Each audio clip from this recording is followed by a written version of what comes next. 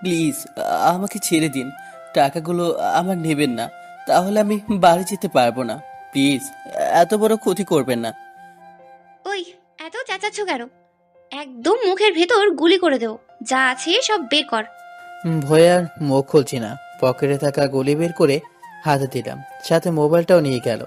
মেয়েগুলি দেখতে অসম্ভব সুন্দর, তবে এভাবে আমাকে চিন্তাই করলো কেন? আম্মু! সাথে সাথে পিঠের উপর ব্যথা অনুভব করছি। চিৎকার মেনে কাঠ থেকে লাফিয়ে ফ্লোরে পড়ে ব্যথা পাওয়ার অংশটায় হাত থেকে ঘুরে ফিরে অধিক অধিক তাকিয়ে পড়ি। কোন শালারে আমার টাকাগুলি নিয়ে এমন করে মার দিল? কোনো শালায় না, আমি তোর আম্মু, এদিকে তাকিয়ে দেখ। ঘুরে তাকাতেই বড়সড় ধাক্কা খেলাম। এত শাসা খেলে আম্মু আমার রুমে, তাও আবার সাথে লাঠি নিয়ে। তবে কি আম্মুই আমাকে সাহায্য করলো? ও আম্মু, তুমি? আচ্ছা আম্মু, তোমার হাতে লাঠি কেন? কোনো বিড়াল আমার রুমে ঢুকলো নাকি? দাও তো, আমার হাতে লাঠিটা দাও। কতদিন হয়েছে বিড়াল আমাকে ভাঙতে পারেনি। একবার সামনে আগাবি না। এইখানে কোনো বিড়াল টিড়াল মারতে আসেনি, এসেছি সাত সকালে আমার গাধা ছেলেটাকে লাঠি চার্জ দিতে।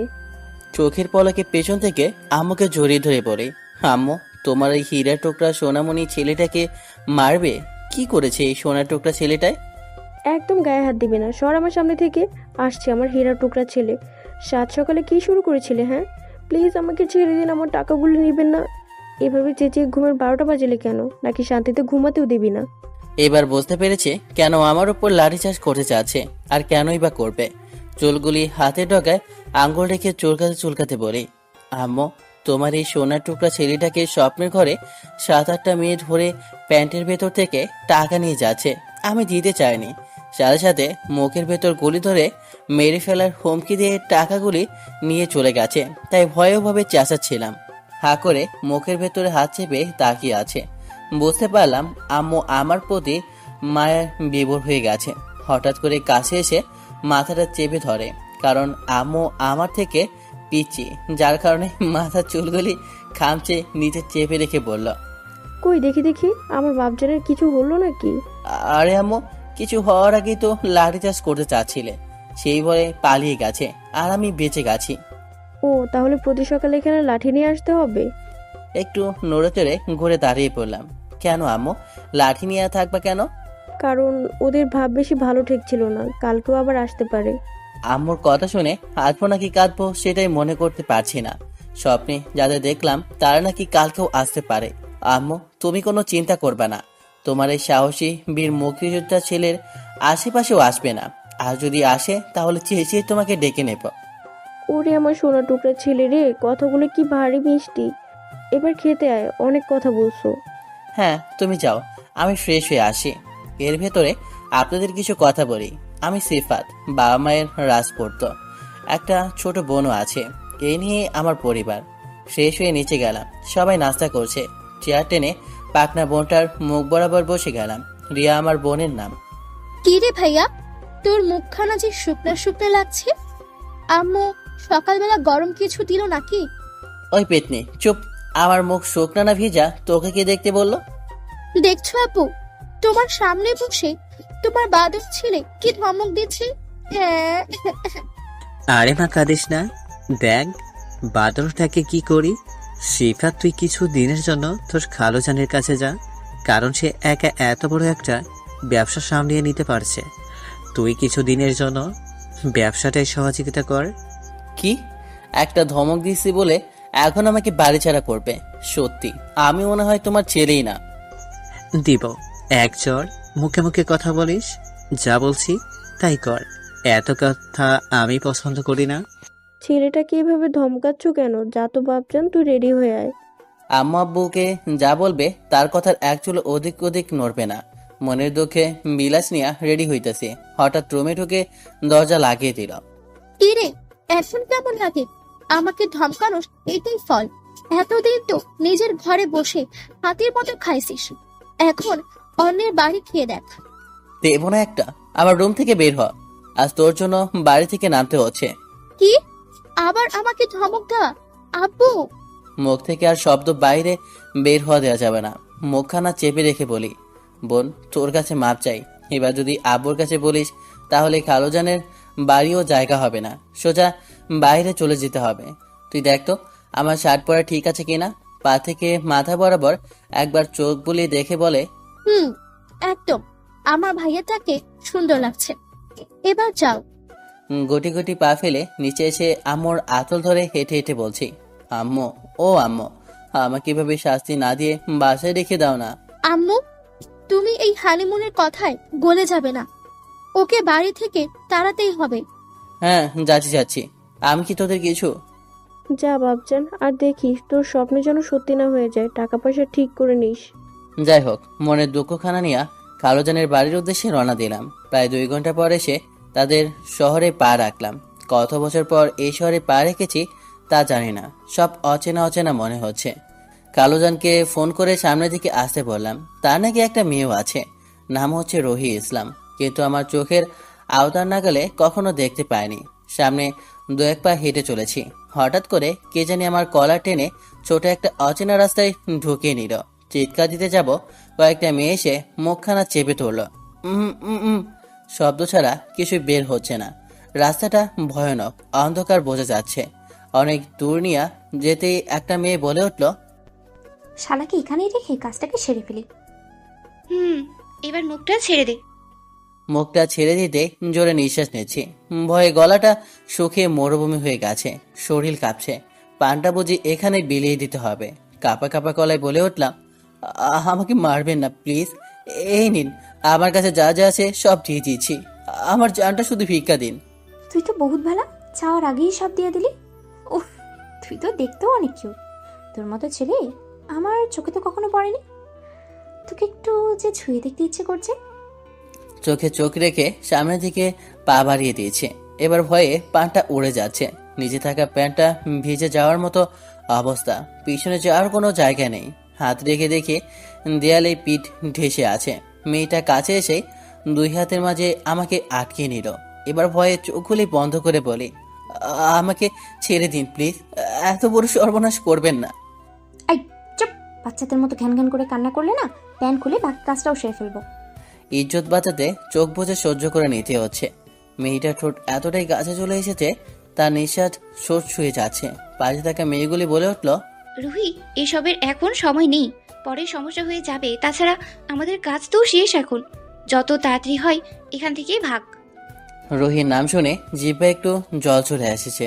চোখের পর্দাগুলি মেলে এক নিমেষে দেখে নিলাম মেয়েটা এত সুন্দর, চোখ ফেরানোই যাচ্ছে না। গোলাপি ঠোঁট জোড়া কাঁপছে, চুলগুলি উড়ে আমার শরীরে পড়ছে, চোখগুলি টানা টানা। মায়েবে মুখখান যে দেখবে সেই প্রেমে পড়ে যাবে। যখন ঠোঁটের উষ্ণ নিতে যাব, পাশের মেয়েগুলি হাত টান মেরে পড়ে। চল তো এখন। দেখছিস, এমনিতেই ছেলেটার কান্না করতেছে, তার উপরে এত বড় সর্বনাশ করতে যাচ্ছিস। উফ, তোদের কারণে কিচ্ছু হবে না। কিউটি ছেলে, তোমার নামটা কি গো? জি, সিফাত। ইস, কত কিউট নেই। এখন যাই, পরে দেখা হবে কিউট। একে একে সবাই চলে গেল। আমি এখন এই অচেনা রাস্তায় কোথায় যাব? মোবাইলটাও নাই যে ফোন দিয়ে কালোজানকে বলবো। অনেকক্ষণ ভাবনার জগৎ থেকে ফিরে সোজা রাস্তা দিয়ে হেঁটে যাচ্ছি, জানি না কোথায় যাচ্ছি। দু চোখের ইশারায় পা চালাচ্ছি। কিছু তো চলে আসতে পাশে থাকা একটা বয়স্ক লোক বলে উঠল, আরে বাপজান, কোথায় যাচ্ছিস? আমার কাছে আর কিছু নেই, এ দেখুন প্লিজ আমাকে যেতে দিন। আরে তুই এমন ভয় পাচ্ছিস কেন? আমি তো খালু জান, তোর ফোনে পাচ্ছি না কেন কেন আর এই রাস্তায় ঢুকছিস কেন? সত্যি তুমি আমার খালুজান?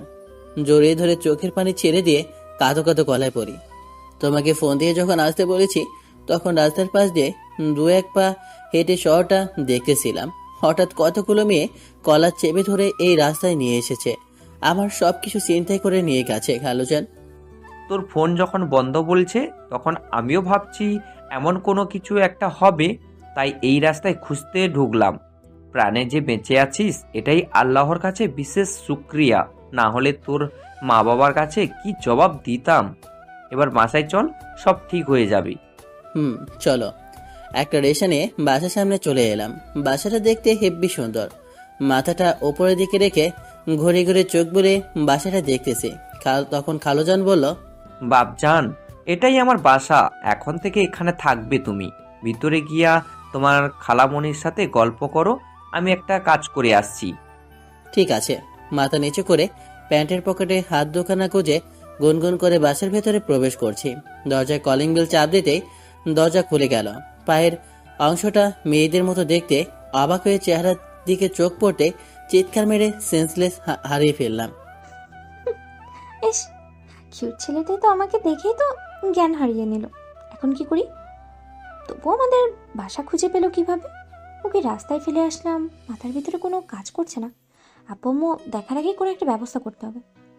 যেমন করে হোক আমাকে টেনে রুহির বিছানায় শুয়ে রাখলো। পাশে থাকা রুহি টেবিলের ওপর হাত থেকে মাথায় ভর রেখে চিন্তায় বিভোর হয়ে পড়ল। হঠাৎ মনে পড়ল তার সাথে মেয়েগুলিকে ব্যাপারটা জানানো উচিত। ফোন দিলে, হ্যালো কনা। কি রে রুহি, তোর কণ্ঠ এমন লাগছে কেন? কোনো সমস্যা হয়েছে নাকি? না মানে, সকালে যে ছেলেটাকে ছিনতাই করেছিলাম না, সেই ছেলেটা কেমন করে জানি আমার বাসায় চলে আসছে। কি কি কি কি বলছিস? এখন কই ছেলেটা? এই তো আমার রুমেই রাখছি। প্লিজ তুই এখন একটু কিছু একটা কর, নাহলে আব্বু আম্মু জানতে পারলে আমাকে মেরেই ফেলবে। শুয়ে রাখছিস মানে? ও তোর রুমে গেল কিভাবে? ওরে তুই ঘাড় ধাক্কা মেরে বের করে দে। আরে ওকে বের করা যাবে না, ও আমাকে দেখা মাত্রই সেন্স হারিয়ে ফেলেছে, তাই তো রুমে নিয়ে এলাম। প্লিজ তুই অন্য একটা আইডিয়া দে। ঠিক আছে, তুই একটা কাজ কর, ওর থেকে যা যা নিছিস সব ওর প্যান্টের পকেটেই ভরে দে, আর চোখে মুখের পানি দিয়ে জ্ঞান ফিরিয়ে বের করে দে। ওকে ঠিক আছে। ফোন দিল। গুটিসুটি পা ফেলে রুম থেকে পানির উদ্দেশ্যে বের হয়ে গেল। এখনও আমার জ্ঞান ফিরেনি। রুহি পানি ভর্তি গ্লাস নিয়ে রুমের ভেতরে আসবে, হঠাৎ রুহির আব্বু বলে উঠল, কি রে মা, তুই পানির গ্লাস নিয়ে কই যাস? আর সিফাত কই? না মানে, আব্বু রুমের ভেতরে নিয়ে যাচ্ছি। আর সিফাতকে? ও, তোকে তো বলা হয়নি। তোকে না বলছিলাম তোর একজন খালামণি আছে, অনেকবার তোকে নিয়ে যেতে চাইছিলাম, তুই তো কাজের বাহানা দিয়ে আর যাওয়া হয়নি। তোর সেই খালামণির ছেলের নাম সিফাত, কিছুদিনের জন্য আমাদের এখানে আসলো। ও, তাহলে এই কি সেই সিফাত যে নাকি আমার আপন খালাতো ভাই, যাকে কিনা একটু আগে ছিনতাই করলাম? নিজের খালাতো ভাইকে এমনটা করতে পারলাম? আল্লাহ, তুমি এবার একটু ক্ষমা করো। আর সিফাত, বাদর, হনুমান, তুই আমাদের বাসায় আসছিস কেন? হে, তোদের বাসায় কি আমি কখনো গিয়েছিলাম? আমাদের বাসায় খুব আসা না? তোকে আজ উচিত শিক্ষা দেবো হনুমান, দেখিস। আজ তোর জন্য আমি ফেসে যাচ্ছি, পাথর কোথাকার। কি রে মা, তুই কি চিন্তা করছিস? আর তোর চেহারা এমন দেখা যাচ্ছে কেন? কই আব্বু, আমি কেন চিন্তা করব? তুমি দেখো, হয়তো আম্মুর সাথে গল্প করছে। ঠিক আছে, আমি দেখছি। আর তুই আয়, তোদের পরিচয় করিয়ে দিই। আব্বু তুমি যাও, আমি পানির গ্লাস রেখে আসছি। রুহি রাগের গুন্ডি মাথায় নিয়ে রুমে চলে এলো। কালোজান চেঁচিয়ে খালামণিকে ডাকতে লাগলো, রুহির আম্মু, এই রুহির আম্মু, কই গো তুমি? কি হয়েছে? এভাবে চেঁচিয়ে ঘরটাকে তো মাথায় উঠিয়ে ফেলছো। আরে চেঁচাবো না, আমার ছেলে আসছে, একটু তো উৎফুল্ল হতেই হয়। কই আমার ছেলেটাই কি করে? এই, তোমার মাথা ঠিক আছে? তোমার ছেলে মানে তোমার ছেলে কোথা থেকে আসবে? হ্যাঁ ঠিকই আছে, ওই যে সিফাত মানে তোমার বোনের ছেলে, তাহলে তো আমারও ছেলে তাই না? আর সে তো আমাদের বাড়ি আসছে, রুহি তো বলল তোমার সাথে নাকি গল্প করে। কি বলো, সিফাত আসছে? কই, কখন আসছে? ইস, ছেলেটাকে কতদিন হয়েছে দেখিনি। আর সিফাত তো আমার কাছে আসেনি, তাহলে কই? হঠাৎ নিঃশ্বাস বন্ধ হয়ে যাচ্ছে। হাত পা জোরে সোরে নাড়াচ্ছি, আর পারছি না। শক্তির প্রয়োগ করে উঠে গেলাম। জোরে জোরে নিঃশ্বাস নিচ্ছি, আর একটু হলে দমটাই বেরিয়ে যেত। কি সুন্দর স্বপ্ন দেখলাম। পানির পিপাসে পেয়ে গলাটা ভেজে নিলে ভালো হতো। শরীরের অংশটা ঘুরে যেতে চিৎকার দিয়ে উঠলাম। এই তো সে মেয়ে যে আমাকে চিন্তাই করেছিল, কিন্তু সে এখানে কেন? আবার চোখ দুটি বড় বড় করে রাগে ফুঁসছে, হাতে একটা বালিশ। তাহলে কি এই মেয়ে আমাকে মেরে ফেলতে চাচ্ছিল? এটা তো স্বপ্ন ছিল না, বাস্তবে ছিল। ভয়ে ভয়ে চেঁচিয়ে বলে উঠলাম, আপনি এখানে কেন? আমার মানিব্যাগ আর মোবাইল তো আপনি নিয়েছেন। মেয়েটায় ঝড়ের গতিবেগ নিয়ে বুকের ওপর ঝাপটে পড়ে বিছানায় ফেলে। তার হাতের তুলতুলে নরম স্পর্শ দিয়ে মুখটা চেপে ধরে বলে, প্লিজ এরকম চেঁচাবেন না। আপনার মানিব্যাগ আর মোবাইল পকেটেই আছে, বিশেষ না হলে হাতে দেখুন। আমার চিৎকার শুনে খালুজান আর খালামণি দৌড়ে চলে এসে এমন অবস্থা দেখে হাঁ হয়ে দুইজনই দরজার সামনে দাঁড়িয়ে আছে। রুহির শরীরের সম্পূর্ণ ভর আমার উপরে পড়ে আছে। চোখে চোখ রেখে মায়াবী মুখখানায় চেয়ে আছে। চুলগুলি বুকের একপাশ হয়ে আছে। দেখতে পরীর মতো লাগছে। মেয়েদের শরীর যে এতটা নরম তা হয়তো রুহি এভাবে বুকের সাথে মিশে না থাকলে বুঝতেই পারতাম না। মুখের ওপর হাত দিয়ে চেপে রাখায় শব্দ বের করতে পারছি না। হাতটা রুহির কোমরে চলে যাচ্ছে। হঠাৎ করে গলার শব্দে আওয়াজে রুহি উঠে গেল। বিছানায় শুয়ে থাকা অবস্থাতেই চোখ দুটি দরজার সামনের দিকে যেতেই চমকে গেলাম। কি রে বাবা শিফাত, কেমন আছিস? কতদিন পরে তোকে দেখলাম। বিছানা থেকে উঠে কালামণিকে বুকে জড়িয়ে পড়ি। ভালো আছি কালামণি, তুমি কেমন আছো? কপালে ঠোঁটের এক উষ্ণ দিয়ে পড়ল। হ্যাঁ ভালো আছি। আচ্ছা, তুই এসে আমার কাছে না গিয়ে রুহির রুমে কি করতেছিলি? আর চিৎকার দিয়েই বা উঠলি কেন? খালামণি, রুহিকে? ও, তোমাদের পরিচয় করিয়ে দিচ্ছি। এ হচ্ছে আমার মেয়ে রুহি, মানে তোর খালাতো বোন। আর রুহি, এই হচ্ছে তোর সিফাত ভাইয়া। কি, এটা তোমাদের মেয়ে? খালামণি, তোমার এই মেয়ে আমাকে... সম্পূর্ণ কথাটা মুখ থেকে বের না হতে দিয়ে পানির গ্লাসটা মুখে গুজে দিয়ে বলে। নিন পানিটা খেয়ে তারপরে কথাগুলো বললেন। ঢকঢক করে পানিটা খেয়ে নিয়েছে। নিঃশ্বাসটা করার সময় দিচ্ছে না। সম্পূর্ণ গ্লাসের পানি ফাঁকা করে রোহিত চোখের দিকে চেয়ে দেখি মুখখানা ভয়ে শুকিয়ে কুষে গেছে। কারণ আমি কি দিয়া কি বলে ফেলে বুঝে উঠতে পারছে না। ধ্যান দৃষ্টি আকার নিয়ে চোখে চোখ রেখে তাকিয়ে আছে। কি হলো, সত্যটা বলুন, কেন আমার রুমে আসছেন? হ্যাঁ হ্যাঁ কালামণি, আসলে আমি আসতে শরীরটা খুব ক্লান্ত লাগছিল, তাই তোমার কাছে আর না গিয়ে এই রুমটাতে শুয়ে পড়লাম। কখন যে ঘুমিয়ে গেছি বুঝতেই পারিনি। আর এটা যে রুহি রুম তাও জানি না। আর চিৎকার দিয়ে আমি উঠিনি। তোমার মেয়ে তেলাপোকা দেখে চিৎকার মেরে আমার শরীরের উপর উঠে পড়েছে। ও আচ্ছা, তবে বাবা, আমার মেয়ের মতন একটা মেয়ে হয় না। খুবই একটা ভালো মেয়ে, সৎ সরল, বলতে গেলে কিছু বোঝে না, তাই কখন যে কি করে ফেলে। বাবা, তুমি আমার মেয়ের কোনো ব্যবহারে কষ্ট পাবে না, বুঝতেই তো পারছো। মেয়েটার এখনো ছোট, তাই একটু কম বুঝে। খালোজানের কথায় ভ্রুকোসকে রোহির দিকে তাকিয়ে আছে। এসেছে তার মেয়ের মতো মেয়ে হয় না, খুবই সহজ সরল। এই শহরে যদি ডাকাত থাকে তার ভেতরে এই মেয়ে হলো ডাকাত দলের লিডার। চোখে চোখ পড়ে নিতে রোহি ভয়ে ধুক ধুক করছে। হঠাৎ চেঁচিয়ে বলে উঠলাম, খালোজান, আপনার এই মেয়ে আমাকে ছিনতাই করেছিল। কি বলিস শিফাত? আমার মেয়ে ছিনতাই করবে মানে? না মানে খালামণি, তোমার এই মেয়ের মতো দেখতে একটা মেয়ে আমাকে ছিনতাই করেছিল। কথা বলে রোহির দিকে তাকিয়ে দেখলাম বুকের উপর ফু দিয়ে উপরের দিকে তাকিয়ে বিড়বিড় করে কি জানি পড়ল। রাগে চোখ নিয়ে তাকিয়ে আছে, মনে হচ্ছে আমাকে কাঁচা ছিঁড়ে খেয়ে ফেলবে। ফিক করে হেসে দেওয়া মাত্রই আমাকে দূর থেকে ঘুষি এঁকে দেখালো। আর রাগান্বিত চোখের রোশনি দিয়ে বোঝাতে যাচ্ছে পরে জায়গা মতো পেলে সাহায্য করে নেবে। ও, সেই ভালো। আমি তো ঘাবড়ে গিয়েছিলাম। আমার মেয়ের মতো লক্ষ্মী মেয়ে আর কটা আছে? শিফাত, এই বাড়িতে ঢিলে ঢালার মতো থাকবি, বুবুর কাছে কোনো কথা যেন না শুনতে হয়। আর রুহি, শিফাতকে তোর নিজের ভাইয়ের মতো দেখবি। শিফাত, যা তুই তোর রুমে যা, আর রুহি তোর ভাইয়ের জন্য খাবারের ব্যবস্থা কর। স্পষ্টভাবে দেখা যাচ্ছে রোহিত চেহারাটা রাগে লাল হয়ে শরীরের ভেতর রাগে ফসে চোখে চোখ রেখে তাকিয়ে আছে। রোহির এমন আবাস কাণ্ড দেখে মনের ভেতর ভয় বিরাজ করছে। কখন কি করে ফেলে ধারণা করা যায়। হঠাৎ চুলগুলি ঝাড়ি মেরে মুখ ভেঙচি কেটে হনহন করে রুম থেকে বেরিয়ে পড়ল। ওর যার প্রতি ধ্যান দৃষ্টিতে চেয়ে আছে। কিছুক্ষণ পর মুখ ফেটে হাসি বের হয়ে গেল। হাসতে হাসতে বলি, রোহি, আজ থেকে বুঝবে এই সিফাতকে জিনিস আমাকে চিন্তাই করা। এখন থেকে আমি তোমার মনকে চিন্তাই করব। খাওয়া দাওয়া শেষ করে রুমে শুয়ে আছি। তবে খাওয়ার সময় দেখলাম রোহি কেমন চোখ নিয়ে আমার দিকে তাকাচ্ছে। সেদিকে খেয়াল না দিয়ে খাইতেছিলাম। ওর কাণ্ডগুলি বারবার চোখের সামনে ভাসছে। পাশে থাকা মোবাইলটা ঘ্যান ঘ্যান কান্না করা শুরু করে দিল। স্ক্রিনে তাকিয়ে দেখে আমও ফোন দিয়েছে। দ্রুত আকারে ফোনটা রিসিভ করতে ওপাশ থেকে কান্নাজড়িত কণ্ঠ ভেসে আসে। সিরাত বাবা, তোর কি হয়েছে? তোর ফোন বন্ধ কেন? আর তোর খালামণির কাছ থেকে এটা কি শুনলাম? শেষ পর্যন্ত তোর স্বপ্নটাই সফল হলো। আরে আম্মু, কান্না করো না তো, সব তো আবার ফিরে পেয়েছি, তাই না আম্মু? এতে কান্না করতে হবে না। হয়তো আম্মুর চোখের পানি মুছতে মুছতে পড়ল। আচ্ছা বাবা, তোর কিছু হয়নি তো? না আম্মু, কিছুই হয়নি। তার আগেই কালোজান নিয়ে এসেছে। আম্মু, তুমি ফোনটা আমার কাছে দাও তো।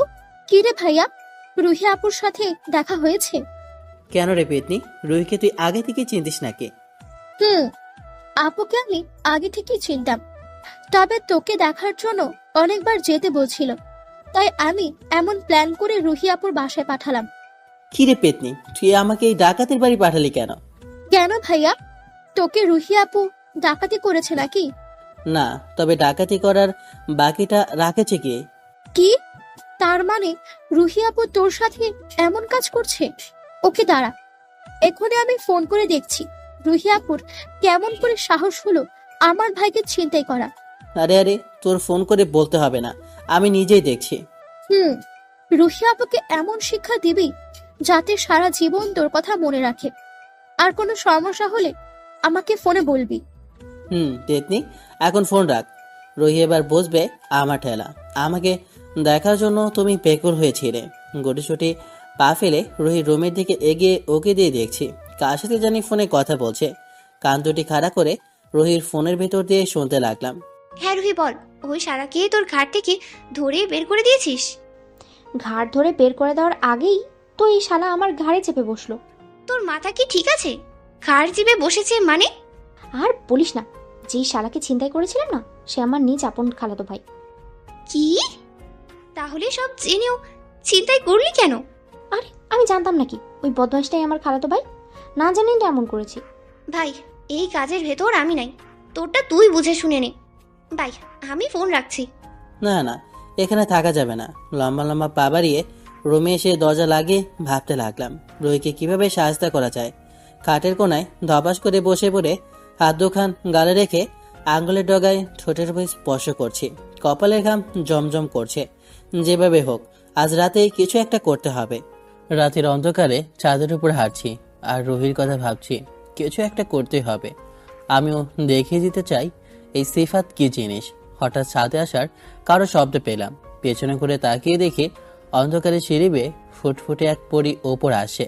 সেদিকে খেয়াল না দিয়ে অন্যবাস ফিরে আছি। হঠাৎ পেছন থেকে গলাটা চেপে ধরে বলল, এই তোরে সারা রুম তন্ন তন্ন করে খুঁজে আসি আর তুই এখানে দাঁড়িয়ে আছিস? আরে করছিস কি? পড়ে যাবো তো। হ্যাঁ, তোকে এই ছাদ থেকে না ফেলে দেবো। আমাদের বাড়িতে আসছিস কেন? হ্যাঁ, তোদের বাড়ি কি কখনো আমি গেছি? আজ তোর জন্য এই প্রথমবার আব্বু আম্মুর কাছে ধরা খেয়ে যেতাম। তোকে এখানে ফেলে দিয়ে না মেরে ফেলবো একদম। প্লিজ আমার কলারটা ছাড়বি, না হলে তো আমি পড়ে যাব। কথা দিচ্ছি কালকেই তোদের বাসা থেকে চলে যাব। আর তুই তো ধরা খাসনি, আমি তো তোকে বাঁচিয়ে দিলাম। বোন আমার, আমাকে উপরে টেনে তুল প্লিজ। বাঁচিয়ে দিচ্ছিস বলেই তোকে ফেলে দিতাম, না না হলে তোর খবর ছিল। যাক বাবা, পানে বেঁচে গেলাম। আর একটু হলেই তো পড়ে যেতাম। যে গুন্ডি মেয়ে, কোন সময় যে কি করে বোঝা যায় না। খুব রাগী একটা মেয়ে। এরে হাতে নাতে সোজা করতে হবে। কেলো দাঁড়িয়ে কি দেখছিস? আমি এমনিতেই সুন্দর, তা দেখতে হবে না। যা তুই তোর রুমে যা। আসছে আমার সুন্দরী। তুই জানিস আমার পেছনে প্রেম করার জন্য কত মেয়েরা লাইন দিয়ে থাকে, আর তুই কি না আমাকে সহ্য করতে পারছিস না। রোহিত চোখ জোড়া রাগে চলছে। হঠাৎ কলারটা খপ করে চেপে ধরে বলল, তোর পেছনে কে কোন মেয়ে লাইনে পড়েছিল তাই রুহি জানার কোনো দরকার নেই। তবে এই রুহি একবার চাইলে না 1000টা ছেলে লাইনে পড়ে থাকবে। চোখে চোখ রেখে গুটি গুটি পায়ে রোহির ঠোঁটের স্পর্শে পা বাড়াচ্ছে আর রোহি এক দুপা করে পেছনে যাচ্ছে। হঠাৎ পেটের সাথে দেয়ালটা ঠেকে গেল। রাগান্বিত চোখ নিয়ে তাকিয়ে আছে। ঠোঁটের স্পর্শ পেতে মুখ কাছে নিয়ে যাচ্ছে। বুকের উপর হাত দুটি দিয়ে দূরে ঠেলে দিচ্ছে। তবে আমার শক্তি জোরে পেরে উঠতে পারছে না।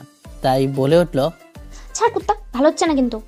নিজেকে সুন্দর বলে দাবি করিস তাই না? আজ তোর সুন্দর ঠোঁটের ঘ্রাণে টানছে আমায়। রুহি মুখখান অন্য পাশে ঘুরিয়ে রেখেছে। এলোমেলো চুলগুলি কারেন্ট পিছনে গজে দিতেই নিচে মিডল বরাবর এক চোট দিল।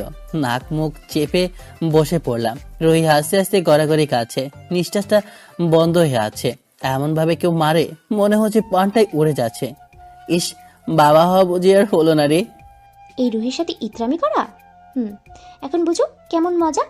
চুলের ঝাঁকুনি মেরে চলে গেল। কোন রকম ওঠে খুঁড়ে খুঁড়ে পাড়িয়ে রুমের দিকে হাঁটছি। হঠাৎ করে খালুজান চেঁচিয়ে উঠল, কি রে বাপজান, ওখানে ওভাবে হাত চেপে ধরে হাঁটছিস কেন? কিছু হয়েছে? না খালুজান, তেমন কিছু হয়নি। তবে আপনার মেয়ে যে এতটা লক্ষ্যে, তার জন্য এইভাবে চেপে ধরে হাঁটতে হচ্ছে। কেন, রুহি আবার তোকে কি করলো? কই দেখি দেখি। না না, কিছু করেনি। আর আমি একদম ভালো হয়ে গেছি। এখন যাই খালুজান, অনেক ঘুম পেয়েছে তো। সহি সালামতে খালুজানের হাতের নাগাল থেকে ইজ্জত নিয়ে বেঁচে এলাম। এখনো প্রচন্ড ব্যথার উত্তাপ রয়ে গেছে। গন্ডি মেয়েকে শাস্তি দিতে হবে। এসব ভাবতে ভাবতে চোখের পাতাগুলি লেগে গেছে। ভোর হওয়ার আগে ঘুমটা ভেঙে গেল। নামাজ পড়ে এলাম। শিফাত নামাজ পড়ে এসেছে, এখন নাস্তা করে নে। নাস্তার টেবিলের দিকে চোখ বুলিয়ে সবই দেখে নিলাম। তবে একজন মানুষ না থাকায় টেবিলের এক কোণা ফাঁকা মনে হয়। খালামণি, রুহি কই? ও নাস্তা করেছে? না রে বাবা, মেয়েটা সেই বেলা করে ঘুম থেকে উঠে নাস্তা করে সারাদিন কই থাকে কে জানে। তুমি কি করে জানবে খালামণি? তোমার মেয়েকে তো মাথায় তুলতে তুলতে আজ একজন ছিনতাইকারী হয়ে গেছে। আচ্ছা খালামণি, তুমি নাস্তা রেডি করো, আমি রুহিকে নিয়ে আসছি। ঠিক আছে, তাড়াতাড়ি নিয়ে আয়। দ্রুত গতিতে পা ফেলে রুহির রুমে এলাম। এখনো কাঁধা মুড়ি দিয়ে নাক টেনে ঘুমাচ্ছে। অনেক চেঁচিয়ে ডাকছি, সে করে কথাটা ইচ্ছা মতো মুড়ি করে রেখেছে। হ্যাঁচকা টান মেরে কাঁধাটা ফেলে দিতে রুহি আমাকে কোলবাসের মতো বুকে জড়িয়ে নিয়ে বলে, আম্মু এখন দেখো না তো, আরাম করে একটু ঘুমিয়ে নি। রুহি জড়িয়ে ধরার মুখ থেকে শব্দ বের হচ্ছে না। বুকের ভেতর কিছুটা ভয়ের আওয়াজ থাকলেও মেয়েদের শরীর যে এতটা আরামদায়ক তা আগে কখনো জানা ছিল না। একটু নড়েচড়ে নিতেই রুহি আরো শক্ত করে জড়িয়ে ধরল। নিজেকে কন্ট্রোল করে রাখতে পারছি না। রুহি শরীরের গানে মাতাল করে তুলেছে। চোখ মুখে অন্যরকম নেশা জেগে উঠেছে। শরীর শিরশির করছে। মনে হচ্ছে পৃথিবীর সব থেকে সুখের স্থানে পড়ে আছি। বুকের ওপর ঠোঁটে স্পর্শ দিতেই রুহি কেঁপে উঠছে। কাঁপা কাঁপা ঠোঁট নড়ছে। নিজেকে সামলাতে না পারে চার ঠোঁট এক করে দিলাম। রুহি ছটফট করছে, তবে আমার শক্তির সাথে পেরে না ওঠায় শান্ত হয়ে গেছে। এখন আর ছটফট করছে না। ইচ্ছা মতো চুমু খেয়ে ছেড়ে দিতে এক ধাক্কা মেরে, তোর লজ্জা করে না অনুমতি ছাড়া আমার ঠোঁটে চুমু খেতে? এই আমার রুমে তুই কি করতেছিলি? মুঠিবদ্ধ হাতের ভেতরে কলারটা চেপে রেখেছে। রুহি আমাকে এমনভাবে চড় মারবে কল্পনা করেছিলাম না। ঢ্যাপ ঢ্যাপ চোখের পাতাগুলি মেরে চোখে চোখ রেখে তাকিয়ে আছি। কি হলো, আমার কথা কানা যায় না? হ্যাঁ, না মানে তোকে ঘুম থেকে ডেকেছি, তবুও ঘুম থেকে উঠিস নাই, তাই চার ঠোঁট এক করে নিয়েছিলাম। কি তাই বলে ঠোঁটে চুমু খেয়ে ঘুম ভাঙাতে হবে? তোকে আজ মেরেই ফেলবো আমি। ফোঁস রাগ নিয়ে গলাটা চেপে ধরল। নিঃশ্বাস বন্ধ হয়ে আসে। চোখের কোণে পানি জমে গেছে। কোনো উপায় না পেয়ে বলে উঠলাম, স্যার, মরে যাবো তো। তোকে আজ আমি মেরেই ফেলবো। কেন আমার ঠোঁটে চুমু খাবি তুই? 5 আঙ্গুলের ডগা দিয়ে গলাটা আরো শক্ত করে চেপে ধরল। এবার নিঃশ্বাস বন্ধ হয়ে যাওয়ায় খক খক কাছে করে দিলাম। চোখ মুখ বেয়ে পানি বের হয়ে গেল। রুহি গলাটা ছেড়ে দিয়ে নিজের চুল টেনে টেনে ছিঁড়ে কান্না করে হাত দিয়ে ঠোঁট চূড়া মুছতে মুছতে বলল, কুত্তা হনুমান লুচু, আমার ঠোঁট এখন সাবান দিয়ে ধুয়ে নিলেও তোর এই লুচু ঠোঁটের স্পর্শ যাবে না। যা আমার রুম থেকে বেরো। তোর এই লুচু মুখ আর আমি দেখতে চাই না। বুকের ওপর চোট দিয়ে কাঁদতে কাঁদতে শাওয়ার নিতে চলে গেল। নিচের পায়ের দিক চেয়ে অনুভব করছি আমার ঠোঁট কি এতটাই খারাপ যাতে রুহি অসহ্য লাগে। বারে বারে আয়নায় দেখে নিচ্ছি। টপ করে চোখের কোণ বেয়ে পানি পড়ে গেল। রুহি শাওয়ারে বসে কাছে আর ঠোঁট জোড়া ধুয়ে নিতে নিতে বলছে, কি এমন দেখতেছিলি যাতে একটা ঠোঁট কন্ট্রোল করে নিতে পারিসনি? কেন আমার ঠোঁটে চুমু খেতে যাবি তুই? রুমের ভেতরে আর না থেকে নাস্তার টেবিলে এসে বসে পড়লাম। রুহি তো ঠিকই বলেছে, অনুমতি ছাড়া কেন চুমু খেতে যাব? বড় এক অপরাধ করে ফেলেছি বুঝি। কি রে শিফাত, মন খারাপ করে আছিস কেন? আর রুহি কোথায়, ঘুম থেকে উঠেনি? হ্যাঁ খালামণি, আমাকে নিচে আসতে বললো, আর ও নাকি একটু পর আসে। ঠিক আছে, তুই নাস্তা করে নে। খালুজানের পাশে বসে নাস্তা করে নিচ্ছি। তবে টেবিলটা এখনো খালি খালি লাগছে। নাস্তার ওপর চড়ে থাকলেও মনটা রুহির কাছে পড়ে আছে। বারবার ওপরে তাকাচ্ছে। কিছুক্ষণ পরে মহারানীর দেখা মিলল। ভেজা চুলের কেশে অসম্ভব কিউট লাগছে। চোখগুলি লাল হয়ে আছে। হাঁ করে তাকিয়ে আছে। হঠাৎ খালুজানের কথায় ভাবনার ঘোর কাটল। বাপজান, ওভাবে হাঁ করে না থেকে খাবারগুলি খেয়ে নাও, জুড়িয়ে যাচ্ছে তো। লজ্জায় মুখখানা লাল হয়ে গেছে। চেয়ার টেনে ধপাস করে মুখ বরাবর চোখের সামনে বসে পড়ল। চোখের চাউনি বেশ বোঝা যাচ্ছে, এখনো রাগটা রয়েই গেছে। দু একটা খাবার মুখে গুজে দিচ্ছে আর ভুরু বাঁকা করে রুহির দিকে তাকাচ্ছি। আলতো আলতো করে টেবিলের নিচ দিয়ে পায়ের উপর পায়ে স্পর্শ করতে রোহিত চমকে ওঠে, রাগান্বিত চোখ নিয়ে আমার দিকে তাকিয়ে আছে, তবে কিছু বলছে না। মনে মনে একটা হাসির স্তব্ধ ফুটে উঠেছে। এবার পা দুটি নিজের পা দিয়ে শক্ত করে জড়িয়ে নিলাম। রোহিত চোখ দিয়ে রাগের আগুন বের হচ্ছে, মনে হচ্ছে আমাকে এখনই কাঁচা খেয়ে ফেলবে। পা ছাড়িয়ে নেওয়ার চেষ্টা করছে, তবে শক্তি জোরে পেরে উঠছে না। আলতো করে গায়ের উপর ঘেঁষে দিচ্ছি। রোহিত চোখ বন্ধ করে রেখেছে, এখন আগের মতো ছটফট করছে না। পাশে থাকা খালুজান মিটমিটিয়ে হেসে বলে উঠল, রুহির মা, সিফাত তো এখানে নতুন আসছে, ছেলেটাকে কিছুই তো চিনে না, জানে না। তুই আজ একটু ঘুরিয়ে নিয়ে আয়। আব্বু, তুমি তো জানো আমার ক্লাস করতে হয়। আজ একটা গুরুত্বপূর্ণ ক্লাস আছে, অন্য একদিন ঘুরতে যাব। কি অত ক্লাস? একদিন ক্লাস না করলে কিচ্ছু যায় আসে না। আমি যা বলছি তাই করবি। অফিস থেকে এসে যেন শুনতে পাই ছেলেটাকে তোর সাথে নিয়ে যাসনি। খালুজান অফিসের উদ্দেশ্যে বেরিয়ে পড়ল। রোহির আগে গজগজ করছে, হাতের ভেতর চামচটা মুঠিবদ্ধ করে রাগে ফুটছে। চামচটা প্লেটের ওপর ছুঁড়ে মেরে চেঁচিয়ে বলে উঠল, ছাগলের মতো আর না খেয়ে যে রেডি হয়ে আয়। ওর চেঁচানো শুনে ভয় পেয়ে গেলাম। পাশের রুম থেকে খালামণি এসে বলল, কি রে রুহি, আমার ছেলেটার সাথে এভাবে চেঁচাচ্ছিস কেন? হ্যাঁ হ্যাঁ, তোদের ছেলে বলে মাথায় তুলে রাখবো। আমি তো এই বাড়ির কেউ না। আহা খালামণি, তুমি ওকে বকো না তো। রুহি, তুই একটু দাঁড়া, আমি 5 মিনিটে আসি। বুঝতে পেরেছি রুহি আমার ওপরে রাগের ঝড় তুলে রেখেছে, তবে রাগলে মেয়েটাকে কিউটি ডিপা লাগে। রেডি হয়ে নিচে আসতে হা হয়ে গেলাম, কারণ সামনে একটা মেয়ে দাঁড়িয়ে আছে হলুদ রঙের শাড়ি পরনে, কানে ঝুমকা, হাত ভর্তি চুড়ি, চুলগুলি বেনি করা।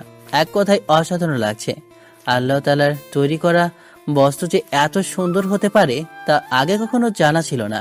হঠাৎ মুখের কাছে হাতের তুড়ি মেরে বলে উঠল, হ্যাঁ হয় পরে দেখবি, হাতে এখন সময় নেই, বেরিয়ে পড়তে হবে। কথাটি বলায় আংশিকভাবে লজ্জা পেলাম, কারণ খালামণি পাশে ছিল। মাথাটা নিচু করে রেখেছি। খালামণি মুসকি মুসকি হাসছে। কোনো উপায় না পেয়ে ঝট করে বেরিয়ে পড়লাম। রুহির কাঁধে কাঁধ মিলে পাশে হাঁটছি। চুলগুলি বাতাসে এলোমেলো করে আমার উপর উড়ে পড়ছে। চুলের ঘ্রাণে মাতাল হয়ে যাচ্ছি। এক ধাপ নিঃশ্বাস নিয়ে নিলাম। তবে রুহির এত সাজার কারণ কি? আচ্ছা, রুহি আজকে এত সাজার কারণ কি? কারোর সাথে কি দেখা করবে নাকি? আমার উপর এখনো কি রেগে আছিস? নিচের ঠোঁটে ভর্তি আঙ্গুল গুজে চুপ থাকতে বলল। হাতে রাখা পার্স ব্যাগ আমার হাতে দিয়ে দৌড়ে রাস্তার ওপাশে চলে গেল। ওর যাওয়ার প্রতি তাকিয়ে আছি, তবে এইভাবে দৌড়ে যাওয়ার কারণটা বুঝতে পারলাম না। হঠাৎ দেখি এক লোকের পকেট মারছে। আমি তো দেখে অবাক। দিনের বেলায় আমার তো হা করে মুখের ভেতর দিয়ে হাত দিয়ে ঢেকে রেখেছি। পকেট মেরে আমার সামনে এসে নাচতে নাচতে বলল, চল তাড়াতাড়ি এখান থেকে কেটে পড়ি, নাহলে অবস্থা ভয়ঙ্কর রূপ নিতে পারে। একা তো চিন্তাই করা, আবার নেচে হেসে হেসে কথা বলা, মাথায় চরম বিগড়ে রাগ উঠে যাচ্ছে। তুই এভাবে লোকটার টাকা মেরে এলি কেন? তুই কি এসব কাজ ঠিক করস বল? কোনো অংশ দিয়ে কম আছে? টাকা পয়সা, বাড়ি গাড়ি, রূপে গুণে কোনো দিকে তো কমতি রয়েছে বল, যার জন্য মানুষকে এভাবে চিন্তাই করিস? তোর জ্ঞান দেওয়া শেষ হয়েছে? তাহলে চল, আর না হলে চিৎকার দিয়ে বলবো তুই আমাকে জোর করে পালিয়ে নিয়ে যাচ্ছিস। এদের সাথে কথা বলে পারা যাবে না, শেষে সব আমার উপরে চেপে বসবে। আর রুহি যে সাজে এসেছে তাতে এমনি বোঝা যাচ্ছে পালিয়ে নিয়ে যাচ্ছি। একটা পার্কে এলাম। হঠাৎ দেখি কালকের মেয়েটা যে আমার মুখ চেপে রেখেছিল, আমাকে দেখা মাত্রই মাথাটা নিচে কুঁজে নিল। রুহির কাছে আসা মাত্রই বলে উঠলাম, আসসালামু আলাইকুম। ওয়ালাকুম ওয়ালাকুম। আরে আপনি ভাবে মুখটা ঢেকে রেখেছেন কেন? উফ, তোমার মতো কিউট ছেলেদের সাথে পেরে ওঠাই যায় না। তোমাকে দেখিয়ে লজ্জায় মুখ ঢেকে নিচ্ছি, আর তুমি কি না পেট থেকে কথা খুঁজে বের করছো। আচ্ছা রুহি, আর কতক্ষণ? এই তো আরেকটু অপেক্ষা করে এসে পড়েছি। কি রে রুহি, এখানেও কি কোনো ঝামেলা করবে? দেখ রুহি, এসব করা ঠিক না। এই একদম চুপ থাকবি। এমনিতেই তো মাথায় চড়ে বসেছিস, আবার কথা বলে বলে মেজাজটাকে খারাপ করে দিচ্ছিস। রুহির ব্যবহারে খুবই কষ্ট পেলাম। একটা মেয়ের সামনে বসে এভাবে না বললেও পারত। একটা বাড়ি তো কেস খেয়েছি, তার জন্য এত অপমান? আরে রুহি, এত কিউট একটা ছেলেকে বকছিস কেন? তোর কাছে না লাগলে আমাকে দিয়ে দিতে পারিস। কনা সামনে তাকিয়ে দেখ, আসছে। দুজনের সামনে তাকিয়ে দেখি একটা ছেলে আমাদের দিকে এগিয়ে আসে। ছেলেটাকে দেখতে কেমন জানি গুন্ডা গুন্ডা লাগে। রুহি হাত বাড়িয়ে দিয়ে বলল, হাই জয়, কেমন আছিস? ভালো। তবে এই ছেলেটাকে? আমি বলছি এ হলো সিফাত রুহির। থাক, আপনার বলতে হবে না, আমি বলছি। আমি হচ্ছি রুহির বয়ফ্রেন্ড। তবে আপনি আমার সামনে রুহির হাত ধরে আছেন কেন? হাত ছাড়ুন। হোয়াট? সিফাত, এটা কি হচ্ছে? এমন শব্দে কর্নার আমি দুজনে ভয়ে বিগড়ে গিয়ে গালে হাত রেখে তাকিয়ে দেখি জয় রুহির গালে থাপ্পড় দিয়েছে। চোখ বেয়ে পানি পড়ছে।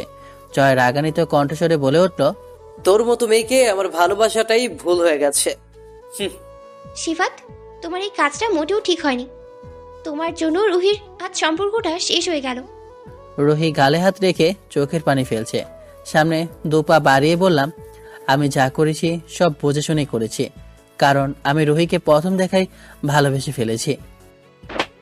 চোখের চারপাশে অন্ধকার ছেয়ে গেছে, মাথাটা ঝিম ধরে আছে।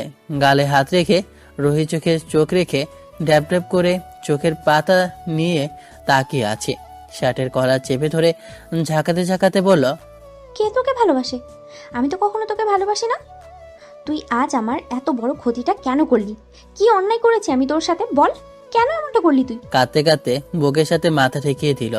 চুলগুলির উপরে হাত বলে দিতেই চেঁচিয়ে ওঠে, বুকের উপর চোট মেরে ছিটকে দূরে পড়ে গেছি।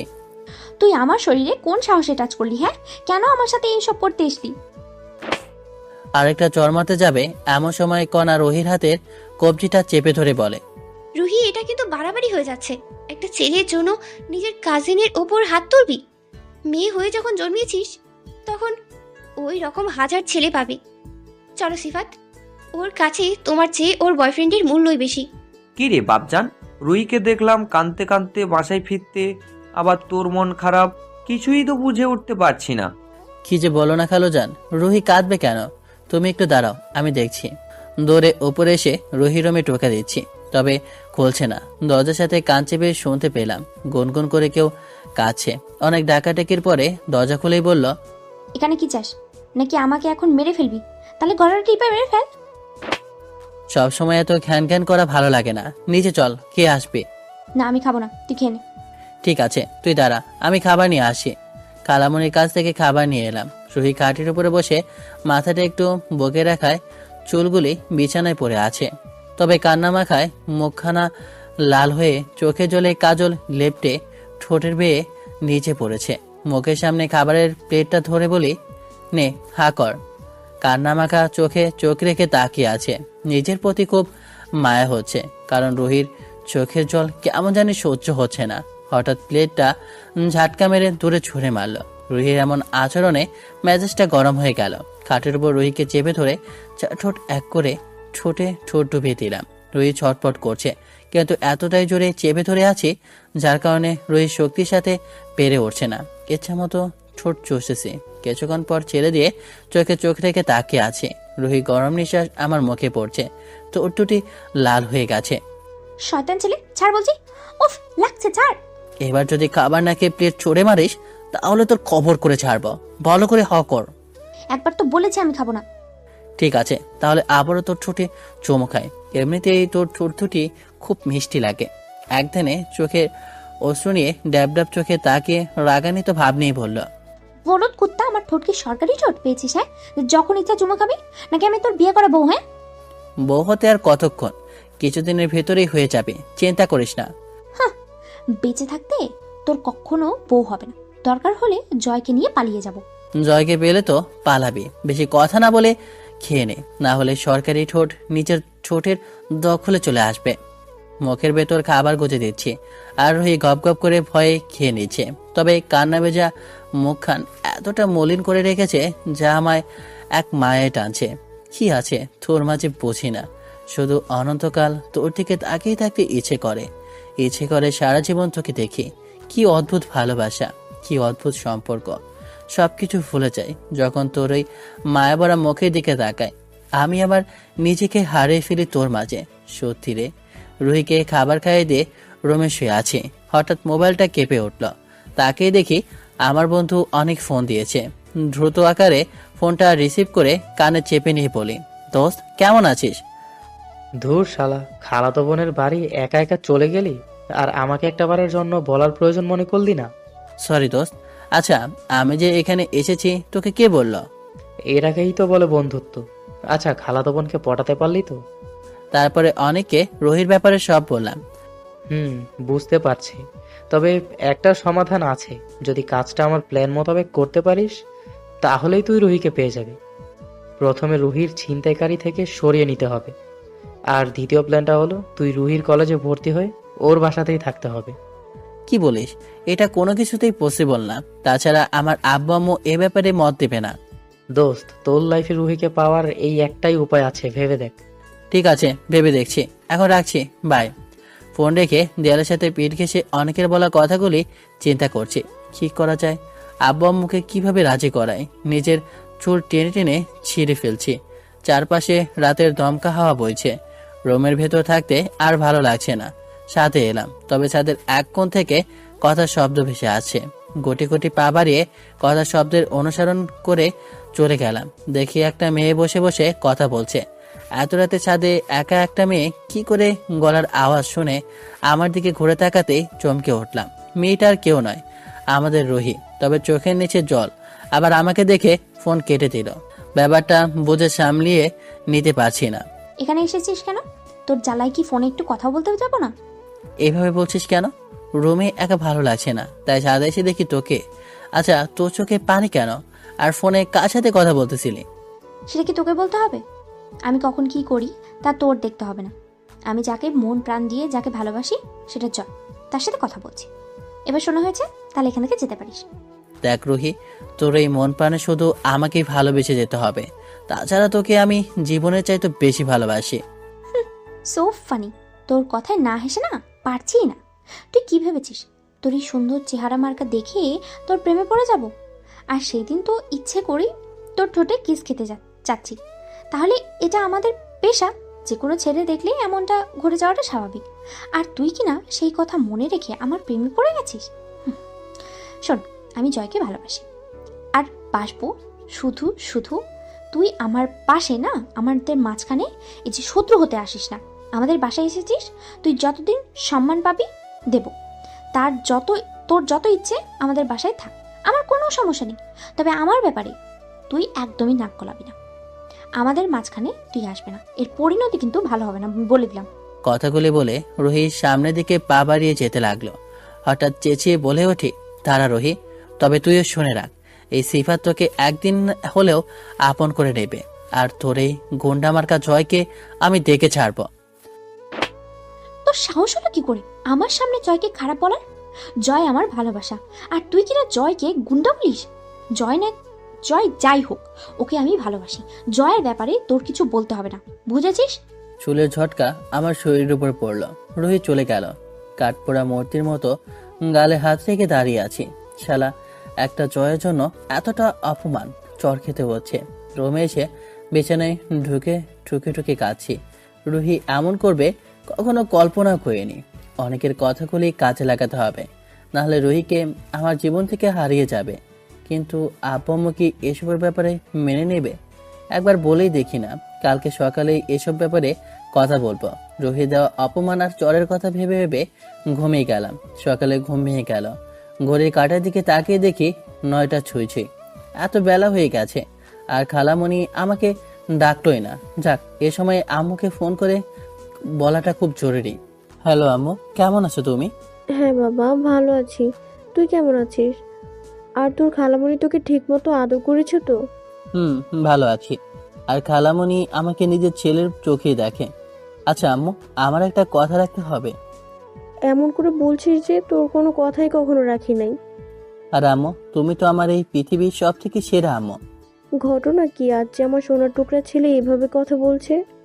তারপরে আম্মুকে সব খুলে বললাম। আম্মু এ ব্যাপারে প্রথমে রাজি হতে চায়নি, তবে আমার জোরাজুরির কারণে রাজি হয়ে গেল। সকালবেলা মনটা অনেক হ্যাপি হয়ে উঠলো। হঠাৎ করে রুমের দরজা ঠেলে খালামণি রুমে ঢুকলো। আরে, আমার ছেলেটার ঘুম ভাঙলো বুঝি? সেই সকাল থেকে কতবার যে ডেকে গেছি আর চোখের ঘুমই শেষ হয় না। ফ্রেশ হয়ে আয় বাবা, নাস্তা ঠান্ডা হয়ে যাচ্ছে। তুমি যাও খালামণি, আমি আসি। আচ্ছা খালামণি, রুহিকে যে দেখছি না, ও কই গেছে? রুহি তো সেই সকাল বেলায় নাস্তা না করে বেরিয়ে পড়লো। কত করে বললাম যে সিফাতের সাথে নাস্তা করে বের হবি, তা শুনলেই না। সে বলল তার নাকি কি একটা কাজ পড়ে গেছে। বুঝতে পেরেছি রুহি ভুল পথে পা বাড়াচ্ছে, জয়ের ভালোবাসার টানে এমন করছে। আজ থেকে আমিও দেখে ছাড়বো জয় কি জিনিস। খালামণি, আমি আর খাবো না, বাইরে থেকে আসি। কি বলিস, এইটুকু তো খেয়ে যা। পরে এসে খাবো, এখন যেতে হবে। আজ রুহির কলেজে ভর্তি হতে যাচ্ছি, যাতে রুহিকে ঠিক পথে নিয়ে আসতে আমার ভালোবাসা অন্য কারো হবে তা কখনো মেনে নিতে পারবো না। কনাকে ফোন করে কলেজে আসতে বললাম। কিছুক্ষণের ভেতরে কলেজে এসে পৌঁছালাম। নতুন পরিবেশে কেমন জানি এক অনুভূতি লাগছে। গেট দিয়ে ঢুকে এদিক ওদিক চোখ বোলাচ্ছে। হঠাৎ করে চোখ দুটি একটা মেয়ের প্রতি আটকে গেল। মেয়েটা আর কেউ না, রুহির সাথে জয় কিভাবে জড়িয়ে ধরে রেখেছে। মনে হয় কখন আর ছেলে দেখেনি। রুহির চোখে চোখ পড়তে অন্যরকম চোখ নিয়ে কিছুক্ষণ তাকিয়ে থেকে হাঁটুর উপর ভর রেখে জয়ের ঠোঁটে ঠোঁট ডুবিয়ে দিল। নিজের চোখে মেনে নিতে পারছি না, খুব রাগ হচ্ছে।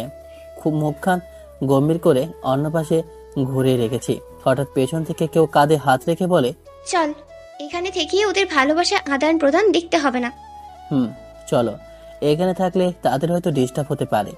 কনার হাতের 5 আঙ্গুল শক্ত করে চেপে নিয়ে পায়ের সাথে তাল মিলিয়ে হাঁটছে। রুহি জয়কে ছেড়ে দিয়ে ড্যাব ড্যাব চোখে আমাদের হেঁটে যাওয়ার দিকে তাকাচ্ছে।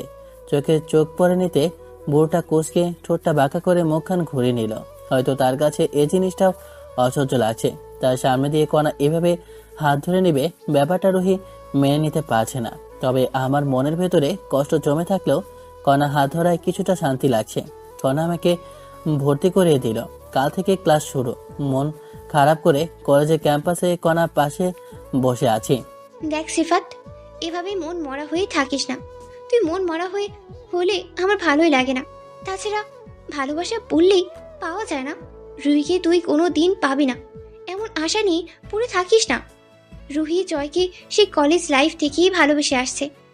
কেন তুই শুধু শুধু ওর পিছনে পড়ে আছিস? তুই দেখতে অনেক সুন্দর আছিস, যে কোনো মেয়েকে প্রপোজ করলে তোর প্রেমে পড়েই যাবে। কণার কথা ভালো লাগছে না, সবকিছু যেন মাথার উপর দিয়ে উড়ে যাচ্ছে। হাঁটুর উপর হাতের ভর রেখে মুখের ভেতর আঙুল দিয়ে আলতো করে কামড় বসাচ্ছি আর ভাবছি কি করা যায়। কি হলো, তুই আমার সাথে কথা বলবি না? আচ্ছা সিফাত, তুই একটা কথা বলতো, রুহিকে তুই সত্যিই ভালোবাসিস? মাথাটা হালকা ঝুঁকে দিয়ে কণার দিকে চেয়ে আছি। কণা মুখখান অন্য পাশে রেখে প্রকৃতির রূপ দেখছে। আমিও শরীরটা হাতের উপর ছেড়ে দিয়ে কণার উত্তর দিতে যাব, এমন সময় দেখতে পেলাম রুহির হাত টেনে জয় কোথায় জানি নিয়ে যাচ্ছে। তবে আমার মন বলছে রুহি যেতে চাচ্ছে না। আর বসে না থেকে জয়ের হাতটা ধরলাম। পাশে বসে থাকা কণা পেছন থেকে বলে উঠল, এই সিফাত, আমাকে রেখে কোথায় যাচ্ছিস? দাঁড়া, আমিও যাব। কণা আমার পাশে হাঁটছে, কোনো কথা বলছে না, বারে বারে চোখের দিকে তাকাচ্ছে। কণা বুঝতে পেরেছে আমার চোখ দিয়ে রাগের ফালি বের হচ্ছে। পেছন থেকে রুহির হাতটা চেপে ধরলাম। রুহি মুখটা ঘুরিয়ে দিতে আমাকে দেখতে পেল, তবে চোখে আর মুখের আভাসে বোঝা যাচ্ছে আমাকে দেখে অনেক ভরসা পেয়েছে। মুখটা গোমড়া হয়ে থাকলে মনটা খুশি বোঝাচ্ছে। জয়, রুহিকে এভাবে টেনে কোথায় নিয়ে যাচ্ছিস? কোথায় নিয়ে যাচ্ছিস সেটা তোর কাছে জবাবদিহিতা করতে হবে। ও আমার গার্লফ্রেন্ড, যেখানে ইচ্ছা সেখানে নিয়ে যেতে পারি। তুই রুহির হাত ছেড়ে দে। সিফাত প্লিজ, তুমি আমার হাতটা ছেড়ে দাও আর এখান থেকে চলে যাও প্লিজ সিফাত। ঠিক আছে, ছেড়ে দিলাম, আর এটাও মেনে নিলাম রুহি তোর গার্লফ্রেন্ড। তবে এভাবে টেনে নিয়ে যাওয়ার কি আছে? তোর গার্লফ্রেন্ড, তুই বললেই তো তোর সাথে হেঁটে যাবে। এভাবে জোর করে নিয়ে যাচ্ছিস কেন? শালা, তুই বেশি বাড়াবাড়ি করছিস। ওরে কিভাবে নিতে হয় তা কি তোর কাছ থেকে শিখতে হবে? জয়, এসব কি করছিস? প্লিজ কলার ছাড়। সিফাত, এখান থেকে চলো, নাহলে ঝামেলা হয়ে পড়বে। কলারটা ছেড়ে দে, নহলে। কলারটা হাতের মুষ্টিবদ্ধ থেকে ছেড়ে ধাক্কাতে আর বলছে, ওই না ছাড়লে কি করবি? হ্যাঁ, আমাকে মারবি? মার তাহলে। শালা, আমার কলেজে এসে আমাকে হুমকি দিচ্ছিস? রুহি দাঁড়িয়ে মাথা নিচু করে চোখের পানি ফেলছে। কণা দৌড়ে আমাদের মাঝখানে এসে দাঁড়িয়ে বলল, জয় প্লিজ, সিফাতকে কিছু বলো না। ওই কলেজে নতুন আসছে, তাছাড়া ও একটু রাগী। প্লিজ এখানে কোনো ঝামেলা করো না। সিফাত, আমার এখানে থেকে চলো। কিছুটা জোরে ধমক দিয়ে বলল, করা, তুই কি সব কিছু বলে গেছিস? ও সরি, আমি তোমাদের মাঝ থেকে চলে যাচ্ছি। কণার এরকম সরি বলার ব্যাপারটা বুঝে নিতে পারছি না। আমাদের ঘিরে আরো কয়েকটা পোলাপান ভিড় দিয়ে গেল। সবাই একসাথে বলে উঠল, এখানে কি হয়েছে? জয় ওদের আমাকে মারতে বলছে। এমন সময় রুহি কান্না ভেজা মুখের কণ্ঠ খুলে গেল। কেউ ওর গায়ে হাত দিবা না, ও আমার খালাতো ভাই। তোমরা এখান থেকে চলে যাও। রুহি হাতটা চেপে ধরে বলি, রুহি চল, ওদের পরে বুঝিয়ে দেব। নির্লজ্জ বেহায়া, এখানে এসেছিস কেন? হ্যাঁ, চলে যা এখান থেকে। চোরটা এত জোরে দিয়েছে যে গালে হাত থেকে বুঝতে পারলাম ঠোঁট পেটে রক্ত বের হচ্ছে। পাশে দাঁড়িয়ে থাকা সবাই হাসে। রুহির চোখে পানি মুছতে মুছতে চলে গেল। লজ্জায় মাথা নিচু করে রেখেছি। তোর খালাতো বোন হয়ে এইভাবে চরটা মারতে পারলো? ইস, তোর জন্য বড্ড দুঃখ হয় বুঝলি, কত জোরেই না চরটা মারলো। কনা, তোর মালটাকে দেখে রাখিস, নালে পরে কিন্তু সোজা উপরে চলে যাবে। যাবার সময় কানে ফিস করে বলে গেল, আর হ্যাঁ, কলেজে এসে বেশি লাফালাফি করবি না, তাহলে গজানো পার্টনাররা কেটে দিব, মনে রাখিস। এই সবাই চল। কোনো কথা জবাব দিতে না পারায় পাথরের মতো শক্ত হয়ে দাঁড়িয়ে আছি। গুটি গুটি পায়ে হেঁটে কণা কাঁধে হাত রেখে মায়েলি কণ্ঠে পড়ল, শিফাত, বাসায় চল। কাঁধে রাখা হাতটা এক ঝটকায় মেরে কণাকে রেখে বাসায় চলে এলাম। পেছন থেকে অনেকবার ডাকা সত্ত্বেও একবারও ফিরে তাকায়নি। রুমের দরজা লাগিয়ে কান্না করছি আর বলছি, আমার কলা ধরে আমাকে হুমকি দেওয়ার সাথে রুহি দেওয়া চরটা বেশি কষ্ট দিয়েছে। তবে জয়কে কিছু একটা করতে হবে, না হলে আমার মনটা কোনো কিছুতেই শান্তি মিটবে না। শুধু একটা কথা বারবার মাথায় ঘুরপাক খাচ্ছে, কণাকে ওভাবে বলার কারণটা কি ছিল? নিশ্চয়ই এর ভেতরে কোনো রহস্য লুকিয়ে আছে। এসব কিছু আমার জানতেই হবে। আমি জানি রুহি জয়কে ভালোবাসে না। কোনো এক চাপের মুখে পড়ে রুহি আমার সাথে এমন করছে। হঠাৎ দরজা ঠেলে কেউ একজন আমার রুমে ঢুকছে। দ্রুত চোখের পানি মুছে ঘুরে ফিরে তাকাতেই রুহিকে দেখতে পেলাম। প্লেট হাতে নিয়ে দাঁড়িয়ে আছে। বুঝতে পারলাম না আজ রুহি এত আদর কেন। হয়তো চট দেওয়ার জন্য খাবার খাইয়ে চটটাকে ভুলিয়ে দেবে। তারপরে একবার জিজ্ঞেস করে দেখি কেন এসেছে। আজ হঠাৎ আমার রুমে আসলি যে? সরি বলতে আসিস নাকি? সরি বলতে হবে না, তুই যা, আমি কিছু মনে করিনি। রুহি আমার দিকে তাকিয়ে আছে। ওর মায়া পড়া চোখের দিকে তাকাতেই বুকের ভেতর চিনচিন ব্যথা শুরু করছে। জানি না কেন এত কষ্ট হচ্ছে। কাঁদতে কাঁদতে চোখ দুটি ফুলে লাল হয়ে আছে। এক ধ্যান দৃষ্টি মগ্ন হয়ে মায়াবী চেহারায় তাকিয়ে আছে। কাঁপা কাঁপা কণ্ঠে বলে উঠল, এখানে খাবার রেখে আছে, খেয়ে নে। রুহি, একটা সত্যি কথা বলবি? তুই কি সত্যি জয়কে ভালোবাসিস? টেবিলের উপরে খাবার রেখে গেলাম, তুই খেয়ে নিস। চোখের কোণে পানি নিয়ে রুম থেকে চলে গেল। আমি জানি রুহি, তুই কখনো জয়কে ভালোবাসিস না। তুই শুধু আমাকে ভালোবাসিস। কোনো এক পিছু টানে সেটা প্রকাশ করতে পারছিস না। তবে হয়তো তুই জয়ের কাছে কোনো কিছুতে বন্দী হয়েছিস। বিকাল হয়ে গেছে, এই সময়টা এখন কাজে লাগানো দরকার। বালিশের পাশ থেকে মোবাইলটা নিয়ে কণার কাছে ফোন দিলাম। কয়েকবার রিং হতেই ফোনটা রিসিভ হলো। হ্যালো কণা, তুমি এখন কই আছো? এই তো একটা কাজের ভিতরে আছি। কেন, কোনো সমস্যা হয়েছে? না, মানে তোমার সাথে আমার একটু দেখা করা খুব জরুরি। একটু দেখা করবে প্লিজ? ঠিক আছে, আমি ঠিকানা দিচ্ছি, তুমি আসো। ওকে। তাড়াহুড়ো করে বাসা থেকে নামছি। হঠাৎ সামনে খালামণি দাঁড়িয়ে পড়ল। শিফাত, এভাবে অস্থির হয়ে কোথায় যাচ্ছ? এই তো বাইরে থেকে একটু হেঁটে আসি। রুমে বসে থাকতে থাকতে বোরিং ফিল করছি খালামণি। ঠিক আছে যাও, তবে বেলা শেষ হওয়ার আগে বাসায় ফিরবে, কেননা এই জায়গাটা তেমন একটা ভালো না বাবা। ঠিক আছে খালামণি। কণা দেওয়ার ঠিকানায় পৌঁছে দেখলাম কণা রাস্তার এক পাশে দাঁড়িয়ে আছে। তবে কণার পুরো শরীর ঘেমে তছনছ হয়ে আছে। মনে হচ্ছে এইমাত্র গোসল করে এসেছে। কি এমন কাজে ব্যস্ত ছিল যার কারণে এভাবে ঘেমে আছে কণা? আমার দিকে এগিয়ে আসে। আমিও সামনে পা বাড়িয়ে মুখামুখি হয়ে পড়ি। তুমি এভাবে ঘেমে আছো কেন? না মানে কাজ করতেছিলাম তো তাই। আচ্ছা, তুমি নাকি বলবে, বলো। এখানে দাঁড়িয়ে দাঁড়িয়ে কথা বলবো তা কেমন করে হয়? চলো একটা রেস্টুরেন্টে বসে কথা বলি। না না, এখানে বসেই বলো, কোনো সমস্যা নেই। ঠিক আছে, ওই দিকতে হাঁটি আর কথা বলি। কণা আমার কাঁধে কাঁধ মিলিয়ে হাঁটছে। তবে কথাগুলি কিভাবে বলবো ভেবে পাচ্ছি না। বুকে এক প্রকার সাহস নিয়ে বললাম, আচ্ছা কণা, এই জয়কে? আর এই জয় যখন তোমাকে একটু রেখে কথা বলছিলে তখন তুমি ওভাবে ঘাবড়ে গিয়ে সরি বলে কেন? তাছাড়া আমার জানা মতে রোহিত জয়কে ভালোবাসে না। তারপরে জয় কেন ওর পেছনে পড়ে আছে? নীরবে হেঁটে যাচ্ছ, কথার কোনো জবাব দিচ্ছ না। হঠাৎ আমার দিকে ঘুরে চোখে চোখ রেখে বলতে লাগলো, জয় কে খুব জানতে ইচ্ছে করছে, তাই না? ঠিক আছে, এখানে বস, আমি বলছি। জয় আমাদের কলেজেরই পড়ে। তবে ও একটা কিলার। দিন দুপুরে মানুষ খুন করা, ছিনতাই করা, এটা ওর কাজ। এই যে আমাকে দেখছিস, এইমাত্র 5টা ছিনতাই করে আসায় এইভাবেই ঘেমে আছি। আর সেদিন যে দেখছিস আমরা মেয়েরা ছিনতাই করি, ওইটাও জয়ই শিখিয়েছে। আর এই ছিনতাইটা জয়ের জন্য করতে হচ্ছে। জয়ের জন্য তোমরা চিন্তাই করতে যাবে কেন? সিফাত, তুমি জানো না, সেদিন ছিল আমাদের কলেজে পার্টি, আর সেই পার্টিতেই শুধু মেয়েরা অংশগ্রহণ নিচ্ছিল। অনেকটা মেয়ে মিলে রুমে আটকে আমাদের গোপনীয়তা নিয়ে সবাই দুষ্টুমিতে মেতে উঠেছিলাম। তবে সেই দুষ্টুমিটাই সারা জীবনের জন্য যে এইরকম অন্ধকারের পথ বেছে নিতে হবে তা ভাবিনি। মানে কি হয়েছিল? সেই রুমে যে গোপনভাবে ক্যামেরা বসানো ছিল তা আমরা কেউই জানি না। আর সেই ক্যামেরাটা বসিয়েছিল ওই পশু নামের মানুষটাই, জয়। সেদিন থেকে ওর মুখে শুধু একটাই কথা ছিল, আমার কথা মতো চলতে হবে, নাহলে এই ভিডিও ভাইরাল হয়ে যাবে। এ নিয়ে অনেক মেয়ের ইজ্জতও নষ্ট করছে। বাকি ছিলাম আমি আর রুহি। শেষের দিকে রুহিকে ওকে ভালোবাসতে হবে, আর আমাকে ইজ্জত বিলিয়ে দিতে হবে।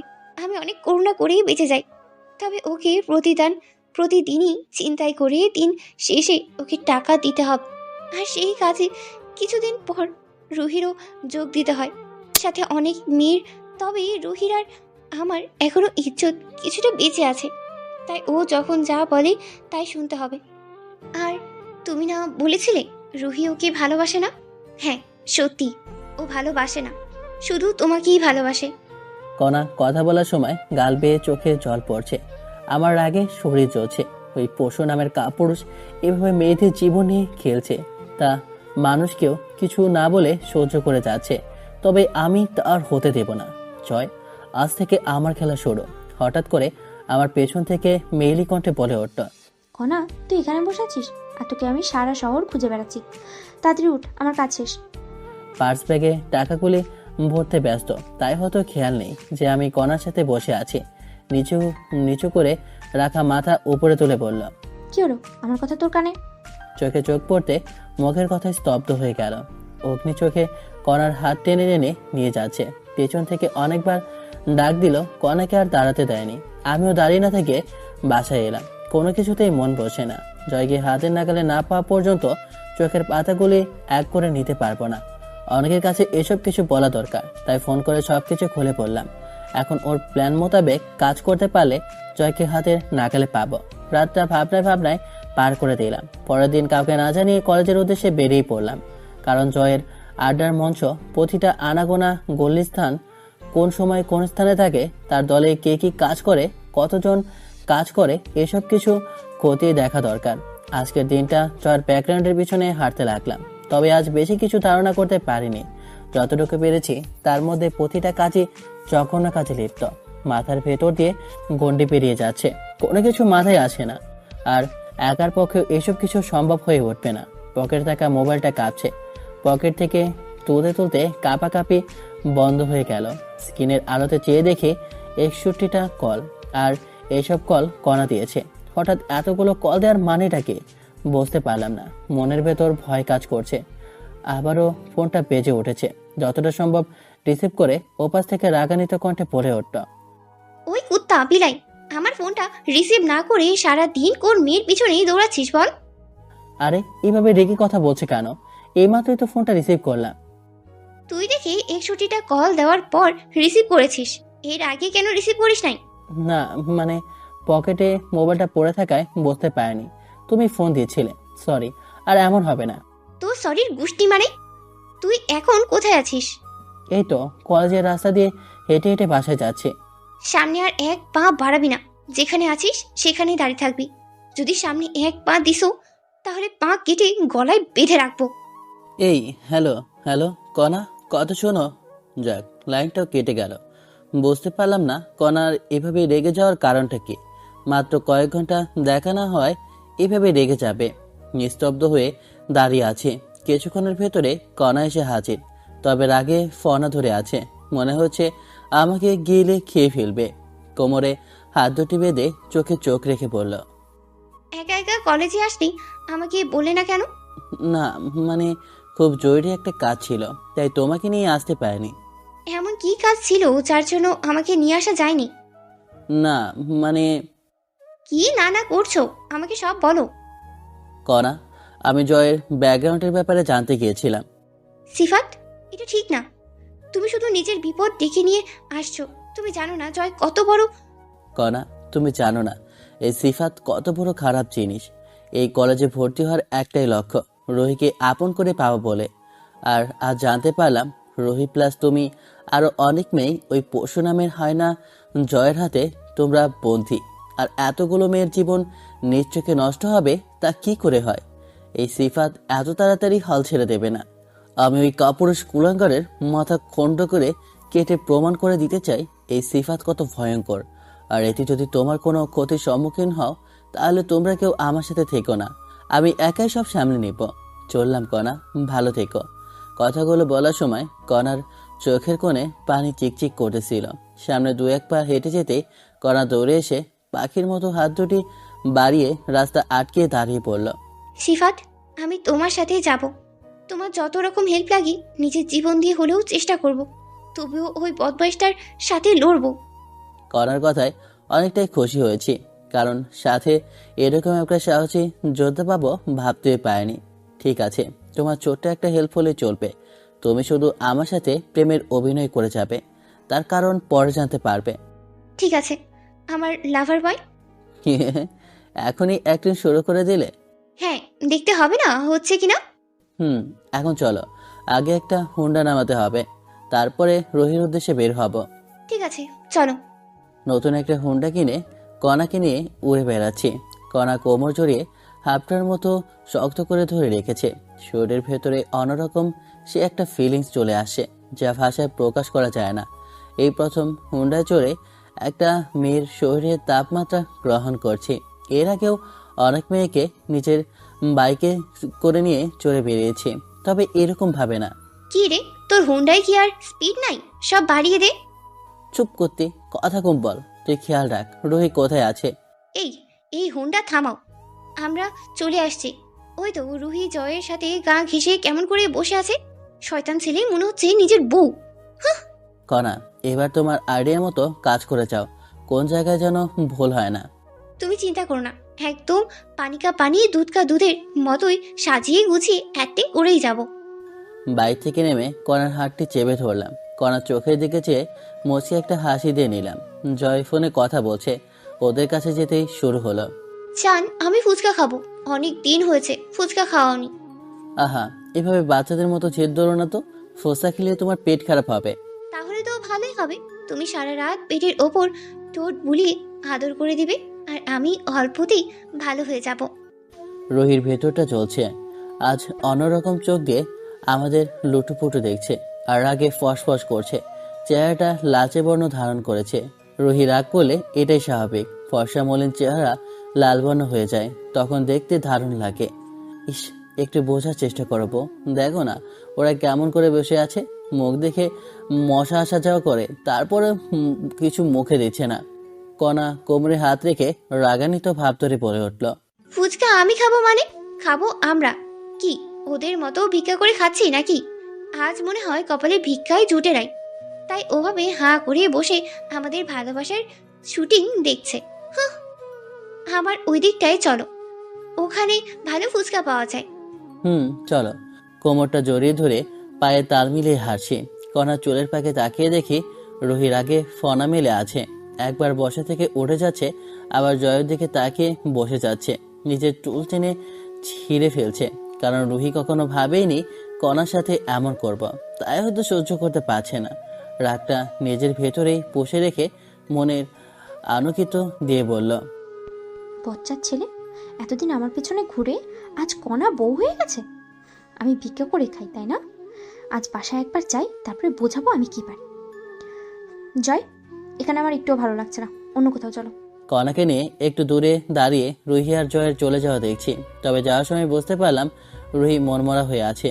আমরা ওখানে আর দাঁড়িয়ে না থেকে কণার বাসার সামনে কণাকে ড্রপ করে আমি আমার বাসায় চলে এলাম। কি রে শিফাত, এত বেলা পর্যন্ত কই ছিলি আর রুহি কোথায়? রুহিকে তো অনেক আগেই বাসায় ফিরতে দেখলাম, ও এখনো বাসায় আসেনি। না বাবা, তুই একটু রাস্তায় গিয়ে দেখ মেয়েটা কোথায় পড়ে আছে।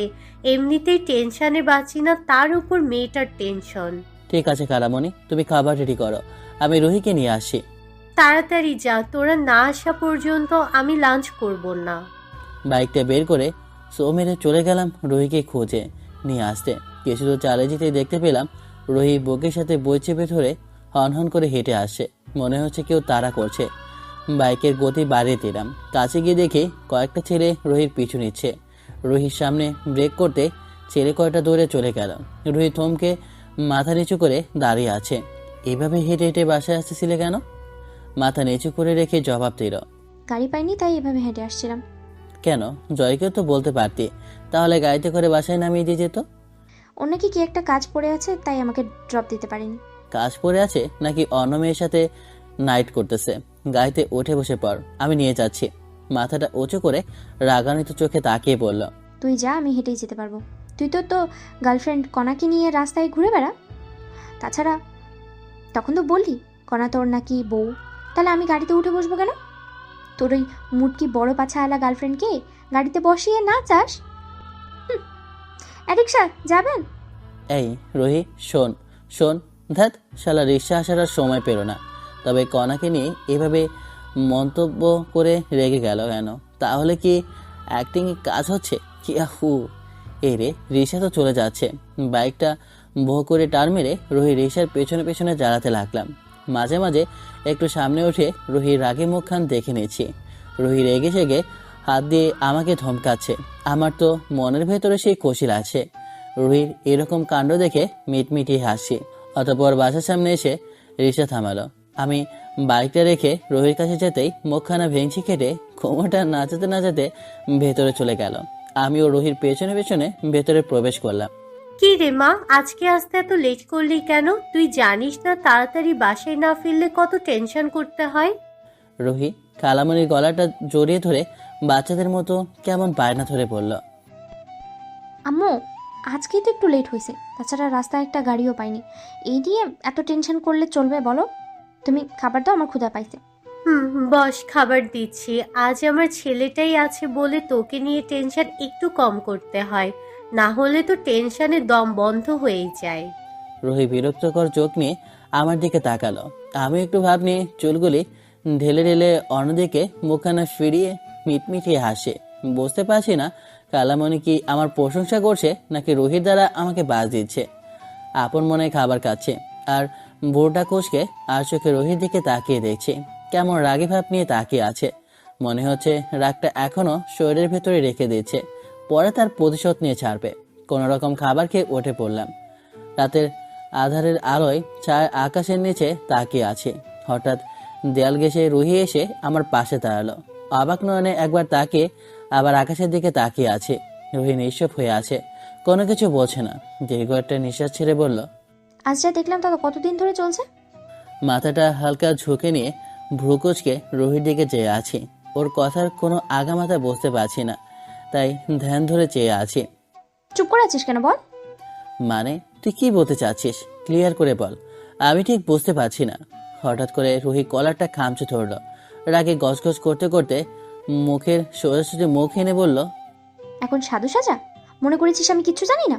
কণাকে নিয়ে নতুন হুন্ডায় ঘুরে বেড়ানো, আবার আমার পাশ দিয়ে দুজনের শরীর মাখামাখি করে হেঁটে যাওয়া, আবার কথা বলিস আমি নাকি ভিক্ষা করে খাই, কোনোদিন নাকি ফুচকা খাইনি। কণা তোর এখন বউ হয়ে গেছে তাই না? কি দেখছিস ওই পেতনিটার ভেতরে? হ্যাঁ, কি দেখেছিস ওর ভেতরে যে যার কারণে প্রেমে পড়ে গেছিস? কেন আমি কি প্রেমে পড়তে পারি না? তুই তো জয়ের সাথে প্রেম করিস। আমি তো কোনোদিন বলিনি ওই কাপুরুষ বদমাসটার সাথে প্রেম করিস কেন। তাছাড়া কণাকে আমার খুব ভালো লাগে। লাল লাল ঠোঁট, টানা টানা চোখ, ইস, গাল দুটো একদম রসগোল্লার মতো। ইচ্ছে করে কামড় দিয়ে করে খেয়ে ফেলি। তবে যাই বলিস না কেন, আমি কিন্তু কণার প্রেমে পড়ে গেছি। কথাগুলো বলায় রুহি কলারটা ছেড়ে দিল। চোখের কোণে পানি চিকচিক করছে। আমাকে দেখে চোখের পানি আড়াল করে কাপা কাপা কণ্ঠে বলল, এই জন্যই না তোদের মতো ছেলেদের বিশ্বাস করতে নেই। চোখের কোণে পানি মুছতে মুছতে চলে গেল। আমি জানি রুহি, তুইও আমাকে ভালোবাসিস। তোকে পাওয়ার জন্য যে এভাবে অভিনয় করতে হচ্ছে, আমাকে তুই ক্ষমা করে দিস। নিজের অজান্তেই চোখ বেয়ে পানি পড়ে গেল। রাতের খাবার খাওয়ার সময় রুহি একবারের জন্য আমার দিকে তাকায়নি। মনমরা হয়ে খাবার খাচ্ছে, চোখ দুটো ফুলে লাল হয়ে আছে। খাবারটা কোনো রকম খেয়ে রুমে চলে এলাম। রোহির জন্য বুকটা ফেটে যাচ্ছে। ইচ্ছা করছে পানিটাকে বুকে জড়িয়ে ধরে বলি, কিন্তু সেই শক্তিটা এখনো হয়ে ওঠেনি। হঠাৎ টেবিলে থাকা মোবাইলটা কাঁপতে শুরু করলো। স্ক্রিনে চোখ পড়তেই কণার নাম্বারটা ভেসে উঠেছে। হ্যাঁ, কি বলবে বলো। তোমার কণ্ঠ এরকম লাগছে কেন? কিছু হয়েছে? না, আমার কি হবে? আচ্ছা, কেন ফোন দিয়েছো বলো। বলতে চাচ্ছি কি, কাল আমার কলেজে আসতে একটু দেরি হবে। ছোট একটা কাজ করে এসে পড়বো। আমি জানি কি ছোট একটা কাজ থাকতে পারে, ছিনতাই করতে হবে, তাই তো? ঠিক আছে, সাবধানে করে এসো। আমি তোমার জন্য অপেক্ষা করব।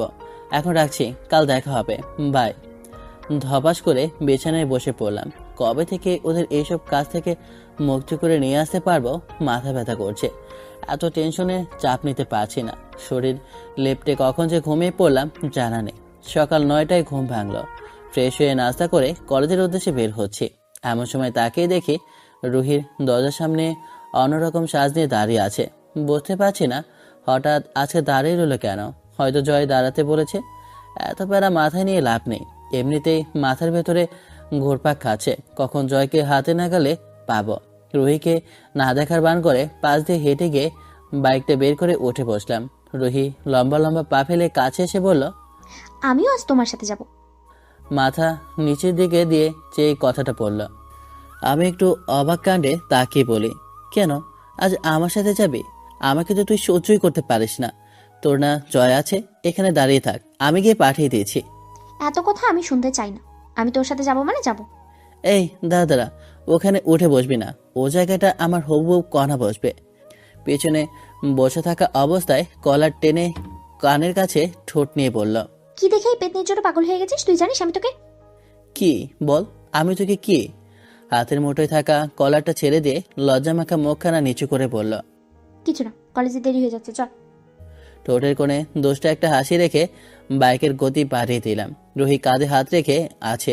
অনেক ঠিকই বলেছে, বাইক হলে মেয়েদের অভাব থাকে না।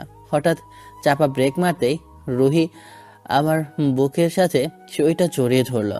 তখন আমার মনে যে একটা ফিলিং চলে এসেছিল বলে বোঝাতে পারবো না। পিঠের ওপর কিলঘষে মারছে আর বলছে, কুত্তা হনুমান, আরেকটু হলেই তো পড়ে যেতাম। এভাবে কেউ ব্রেক মারে? আমি কি করব? রাস্তার এরকম অবস্থা থাকলে ব্রেক তো মারতেই হবে। তুই আমাকে শক্ত করে জড়িয়ে ধরে বসে থাক, তাহলে পড়বি না।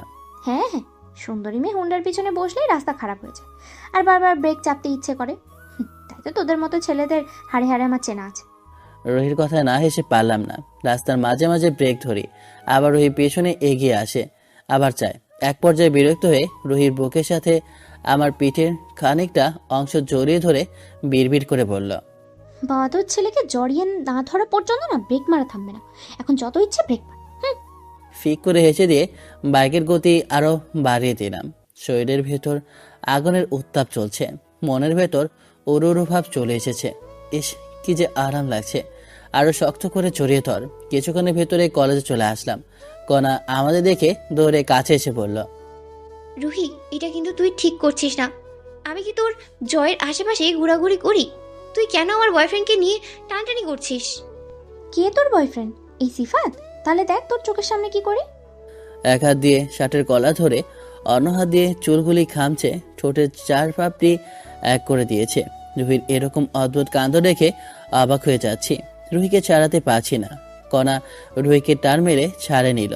রুহি হাঁপাতে হাঁপাতে বলল, এবার দেখতে পেলে তো তোর বয়ফ্রেন্ডকে তোর সামনে কিস করলাম। সিফাত, তোমার ঠোঁট ফেটে তো রক্ত বের হচ্ছে। কই দেখি দেখি। আবার ওড়না দিয়ে মুছে দিচ্ছি। ইস, কি রক্তই না ঝরছে।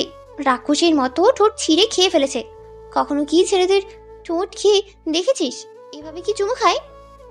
কণা আলতো করে ঠোঁটের রক্তটা মুছে দিচ্ছে। রুহির দিকে তাকিয়ে দেখি চোখের কোণে পানি জমে গেছে। রুহি ভাবতে পারেনি এভাবে ঠোঁটটা ফেটে যাবে। নিজেকে নিজে নিন্দা করছে। ছি ছি, কিভাবে পারলাম রাক্ষসের মতো ঠোঁট খেয়ে ফেলতে? একটা বারের জন্য ভাবিনি ওর কতটা কষ্ট হচ্ছিল। শুধু রাক্ষসের মতো কিস করেই গেলাম। দেখ না, তুই আমার বান্ধবী বলে এই না যে সিফাতের কোলে উঠে বসবি। কেন? তাতে তোর সমস্যা কোথায়? তুই আর ওকে ভালোবাসিস না? তাহলে তোরা তো চলে কেন? আমার জ্বলতে যাবে কেন? আমার এটাই সমস্যা। ও আমার কাজে লাগে। কাজিন লাগে নাকি আবার ওর প্রেমে পড়ে গেছিস? কখনো ওর প্রেমে টেমে পড়িস না, কারণ ও তোকে আর ভালোবাসে না। সেদিনই তো তোকে ভালোবাসার কথা বলতে গিয়েছিল, আর তুই চর মেরিয়ে বলে দিয়েছিলি যে ওকে আর তুই ভালোবাসিস না। তাহলে আজ কেন আমার ভালোবাসায় বাধা দিয়ে দাঁড়াবি? ও, বুঝতে পারছি, জয়ের থেকে সিফাত দেখতে হ্যান্ডসাম, এই জন্যই জয়কে আর ভালো লাগে না। ভুলেও আমার সিফাতকে দেখে চোখ দিবি না, তাহলে চোখ তুলে ফেলবো। চলো যান, আমরা ঘুরে আসি। এই রাক্ষসী মেয়েটার কাছে তোমাকে বেশি আর রাখাই যাবে না। চলো। কণা আমার পেছনে উঠে বসলো। রুহির চোখ বেয়ে অঝরে পানি বেয়ে পড়ছে, বুকের ভেতর ফেটে যাচ্ছে, কারণ রুহির প্রতিটা কষার ছাপ আমার বুকে আঘাত করছে। কিন্তু পরিস্থিতির শিকার হয়ে এমন করতে হচ্ছে। রুহির চোখের পানি নিয়ে বাসার দিকে হেঁটে যাচ্ছে। কণাকে নিয়ে বাইকটা টান মেরে রুহির সামনে দিয়ে চলে গেলাম। সিফাত, আজকের অ্যাক্টিংটা একটু বেশি হয়ে গেল নাকি? রুহি কাঁদতে কাঁদতে যে চলে গেল। এখন থেকে বুঝতে পারবে নিজের ভালোবাসা অন্য কারোর সাথে হেসে হেসে কথা বলে কষ্টের পরিমাণটা কতটা ভারী হয়। সেদিনের মতো বাসায় চলে এলাম। আজ 1 মাস পার হয়ে গেল। কলেজে বেশ কয়েকজন বন্ধু হয়ে গেল।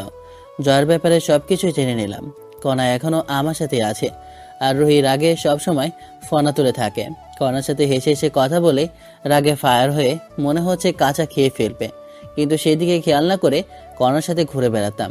আর রুহি রাগান্বিত হলে কান দুটো খাড়া হয়ে যায়, চেহারাটা লাল বর্ণ ধরে, চোখগুলি ড্যাব ড্যাব করতে শুরু করে।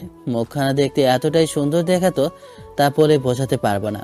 কলেজে যাওয়ার জন্য প্রস্তুতি নিচ্ছি, এমন সময় নিচ থেকে ভাঙচুরের শব্দ হলো। আমার বাইকটার কিছু হলো না তো? রুমের ভেতর আর 1 মুহূর্ত বসে না থেকে দৌড়ে নিচে চলে গেলাম। আমার বাইকটার দিক চেয়ে কান্না চলে আসলো। বাইকটার লুকিং গ্লাস ভেঙে তছনছ করে রেখেছে। মাথাটা হালকা ঘুরিয়ে নিতে দেখতে পেলাম রুহি কিছু একটা পাগলের মতো খুঁজতেছে। আমি একটু আড়ালে গিয়ে রুহিকে লুকিয়ে লুকিয়ে দেখছি কি করছে। হঠাৎ কোথা থেকে যেন বড় আকারের একটা লাঠি এনে বাইকটার সামনে দাঁড়িয়ে বলতে লাগলো, ওই কণা ডাইনিকে নিয়ে তোর হুন্ডায় ঘুরে বেড়ানো আর শরীরে ঘেঁষাঘেঁষি করে চুমু খাওয়া, আজ তোর হুন্ডার এমন হাল করবো না, ওই কণা ডাইনিকে নিয়ে আর কখনো আর ঘুরে বেড়াতে পারবি না, সিফাতের বাচ্চা সিফাত। এই বলে বাইকটাকে কয়েকটা লাথি ঘষে দিল, তাতে নিজেই ব্যথা পেয়ে যায় আর ও করা শুরু করেছে। আমি তো আস্তে আস্তে গড়াগড়ি খাচ্ছি।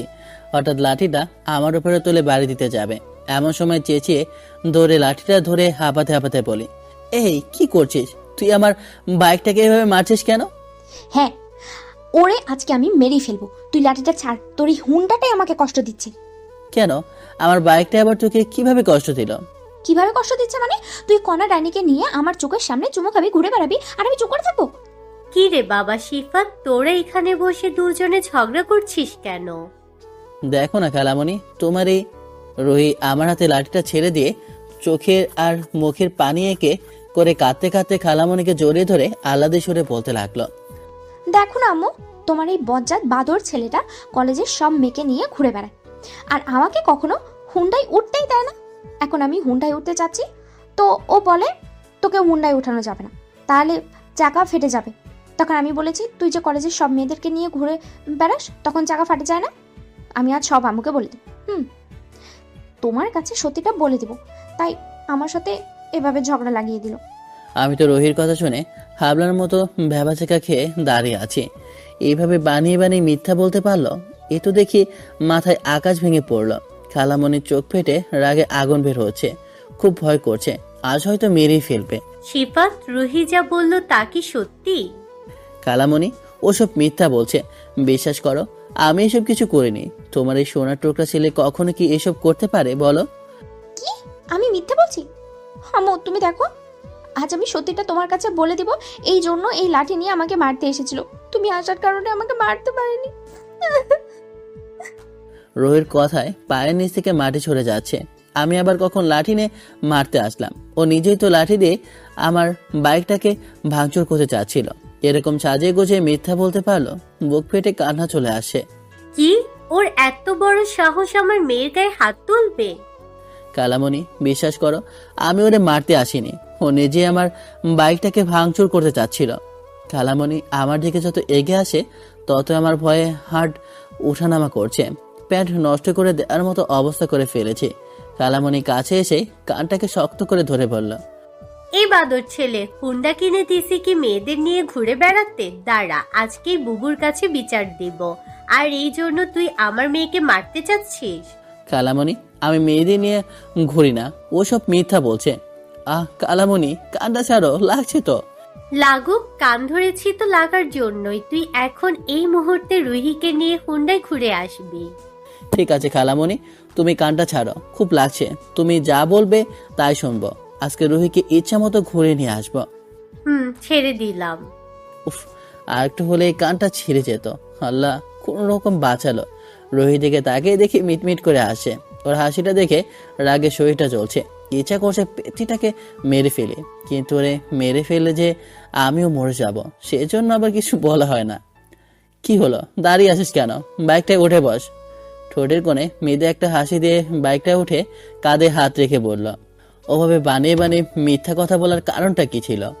আমি কোনো মিথ্যে বলিনি, আমি যা বলার সব সত্যি বলেছি। ইস, যা বলা সব সত্যি বলেছি, দেব না একটা পেতনি। আম্মু দেখো আবার ধমক দিচ্ছে।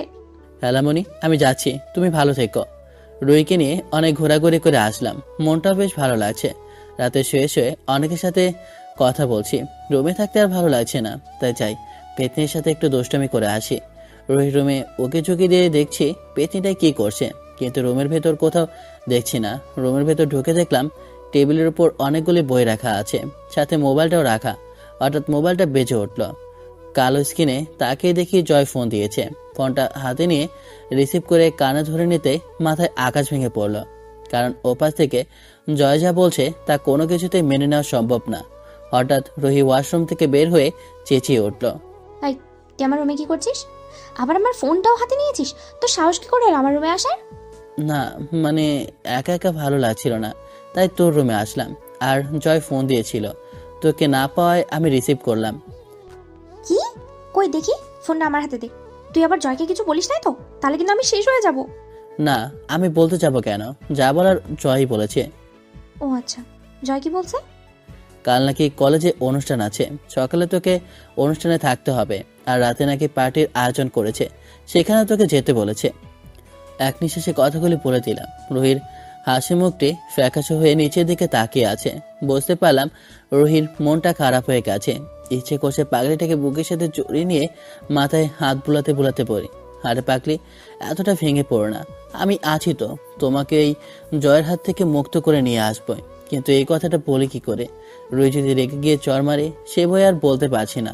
তারপরে মুখ ফুটে বললাম, রুহি, তোর হাসি মুখটা কালো হয়ে যাওয়ার কারণটা কি জানতে পারি? শরীরটা কেমন জানি ভালো লাগছে না, তুই আমার রুম থেকে যা তো। কি হলো, তোর জ্বর টর আসলো নাকি? কই দেখি দেখি। তো দেখতে হবে না, তুই এখন যা। পাখিটাকে রুমে রেখে যেতে ইচ্ছে করছে না, জোর করে বের করে দিচ্ছে। নিরুপায় হয়ে অসহায় দৃষ্টিতে রুহির দিকে তাকিয়ে আছি।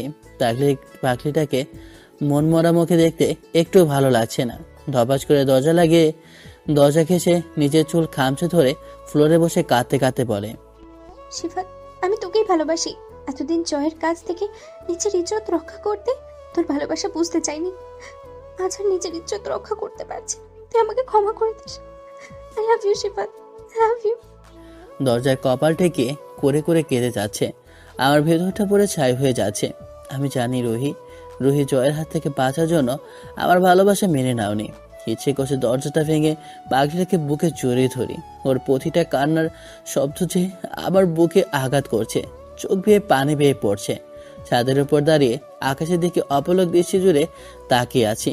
কি করব, কিছুই যে আর ভেবে পাচ্ছি না। রুহিকে জয়ের হাত থেকে যে করেই হোক বাঁচাতে হবে। হঠাৎ পকেটে থাকা মোবাইলটা কেঁপে উঠেছে। কণা ফোন দিয়েছে। রিসিভ করে কানে ধরতেই কণা কান্না জড়িত কণ্ঠে বলে উঠল, সিফাত, জয় ফোন দিয়ে বলছে কালকের পার্টিতে নাকি জয়েন করতে হবে। এবার হয়তো নিজেকে আর রক্ষা করতে পারবো না সিফাত। ঢুকে ঢুকে কণা কাঁদতে লাগলো। আকাশটাও মাথার উপরে নেমে আসে। শরীরটা ঘামাতে শুরু করলো। নিজ হাতে কিভাবে জয়ের হাতে ওদের তুলে দিব, নিজেকে কাপুরুষ মনে হচ্ছে। আজ আমি কিছু করতে না পারলে দুটি জীবন নষ্ট হয়ে যাবে। কণার লাইনটা কেটে দিয়ে পাথরের মূর্তির মতো সোজা হয়ে দাঁড়িয়ে আছি। মাথার ভেতরে কোনো প্ল্যান আসে না। সময়টা গড়িয়ে যাচ্ছে। আজকে রাতটা পার হলে কাল সকাল হয়ে যাবে। এর ভেতরে কিছু একটা করতেই হবে। এভাবে বসে থাকলে কাজ হবে না। অনেকের কাছে ফোন দিয়ে ব্যাপারটা একবার বলা দরকার। হ্যালো অনেক, দোস্ত আমাকে বাঁচা প্লিজ, না হলে আমি যে মরেই যাব। কি হলো, এভাবে তুই কান্না করছিস কেন? কি হয়েছে বলবি তো? কেঁদে কেঁদে অনেকের সাথে পুরো বিষয়টা খুলে পড়লাম। ঠিক আছে, তুই চিন্তা করিস না, আমি কাল আসছি। এখন রাখি, ভালো থাক দোস্ত। কিভাবে ভালো থাকবো? আমার ভালোবাসায় যদি না থাকে তাহলে আমি থেকেই বা কি করব? এতটা ভেঙে পড়লে চলবে না, তাহলে জয়ের বিরুদ্ধে উঠে দাঁড়াতে পারবো না। চোখের কোণে পানি মুছে পেছনে ঘুরে তাকাতে দেখে রুহি দাঁড়িয়ে দাঁড়িয়ে কাঁদছে। মনে হয় আমার কথাগুলো সব শুনে ফেলেছে। কি ব্যাপার, শেষ বিকেলে যে সাদে আসনি, আজ ঘুরতে যাসনি? না মানে, আচ্ছা সিফাত, তুই কান্না করছিস কেন? কি করবো বল, যাকে ভালোবেসে এখানে আসা, থাকা, কলেজে ভর্তি হওয়া, সেই মানুষটাই নিজে থেকে হারাতে যাচ্ছি। কখন আমার ভালোবাসাটাই বুঝতে চাইনি যে তাকে কতটা ভালোবাসি। হঠাৎ করে রুহি বুকের ওপর ঝাপটে পড়ে জড়িয়ে ধরে কাঁদতে লাগলো। কিছু বুঝে উঠতে পারছি না রুহি এমন কি হলো, আজ নিজের ইচ্ছেই আমাকে জড়িয়ে ধরলো। তবে ভালোবাসার মানুষটার এই প্রথম ছোঁয়া অন্যরকম একটা ফিলিংস বোধ করছি। আমি এখনো রুহিকে জড়িয়ে ধরে নেই, ইচ্ছে করছিল জড়িয়ে ধরি, তবে কালকে সকালের কথা মনে পড়তে মনটা খারাপ হয়ে গেল। জড়িয়ে ধরে কি হবে, নিজের ভালোবাসাকে ফিরে বিসর্জন দিতে পারেনি, তাকে কোন অজুহাতে জড়িয়ে ধরি। ঠুকে ঠুকে রুহি কেঁদে পড়ল। আমাকে তুই ক্ষমা করে দিস, তোকে ভালোবাসা সম্ভব না। বুকের ওপর থেকে দৌড়ে চলে গেল। এমনিতেই মনটা খারাপ হয়ে আছে, তার উপরে রুহির কথায় আরো খারাপ হয়ে গেল। গুটি গুটি পায়ে রুমে চলে আসলাম। চিৎকার দিয়ে কান্না করতে ইচ্ছে করছে। রুহি, তোকে ছাড়া যে আমি বাঁচবো না। কাঁদতে কাঁদতে বালিশটা ভিজে চুপসে গেছে। হঠাৎ রুমে খালামুনি এসে বলল, কিরে শিফাত, এভাবে শুয়ে আছিস কেন? শরীর খারাপ করলো নাকি? রাতের খাওয়া দাওয়া করিস নাই? চোখের পানিটা কিছুটা আড়াল করে বললাম, না খালামুনি, খেতে ইচ্ছে করছে না। এ কি বাবা, তোর চোখে পানি এলো কি করে? কিছু হয়েছে?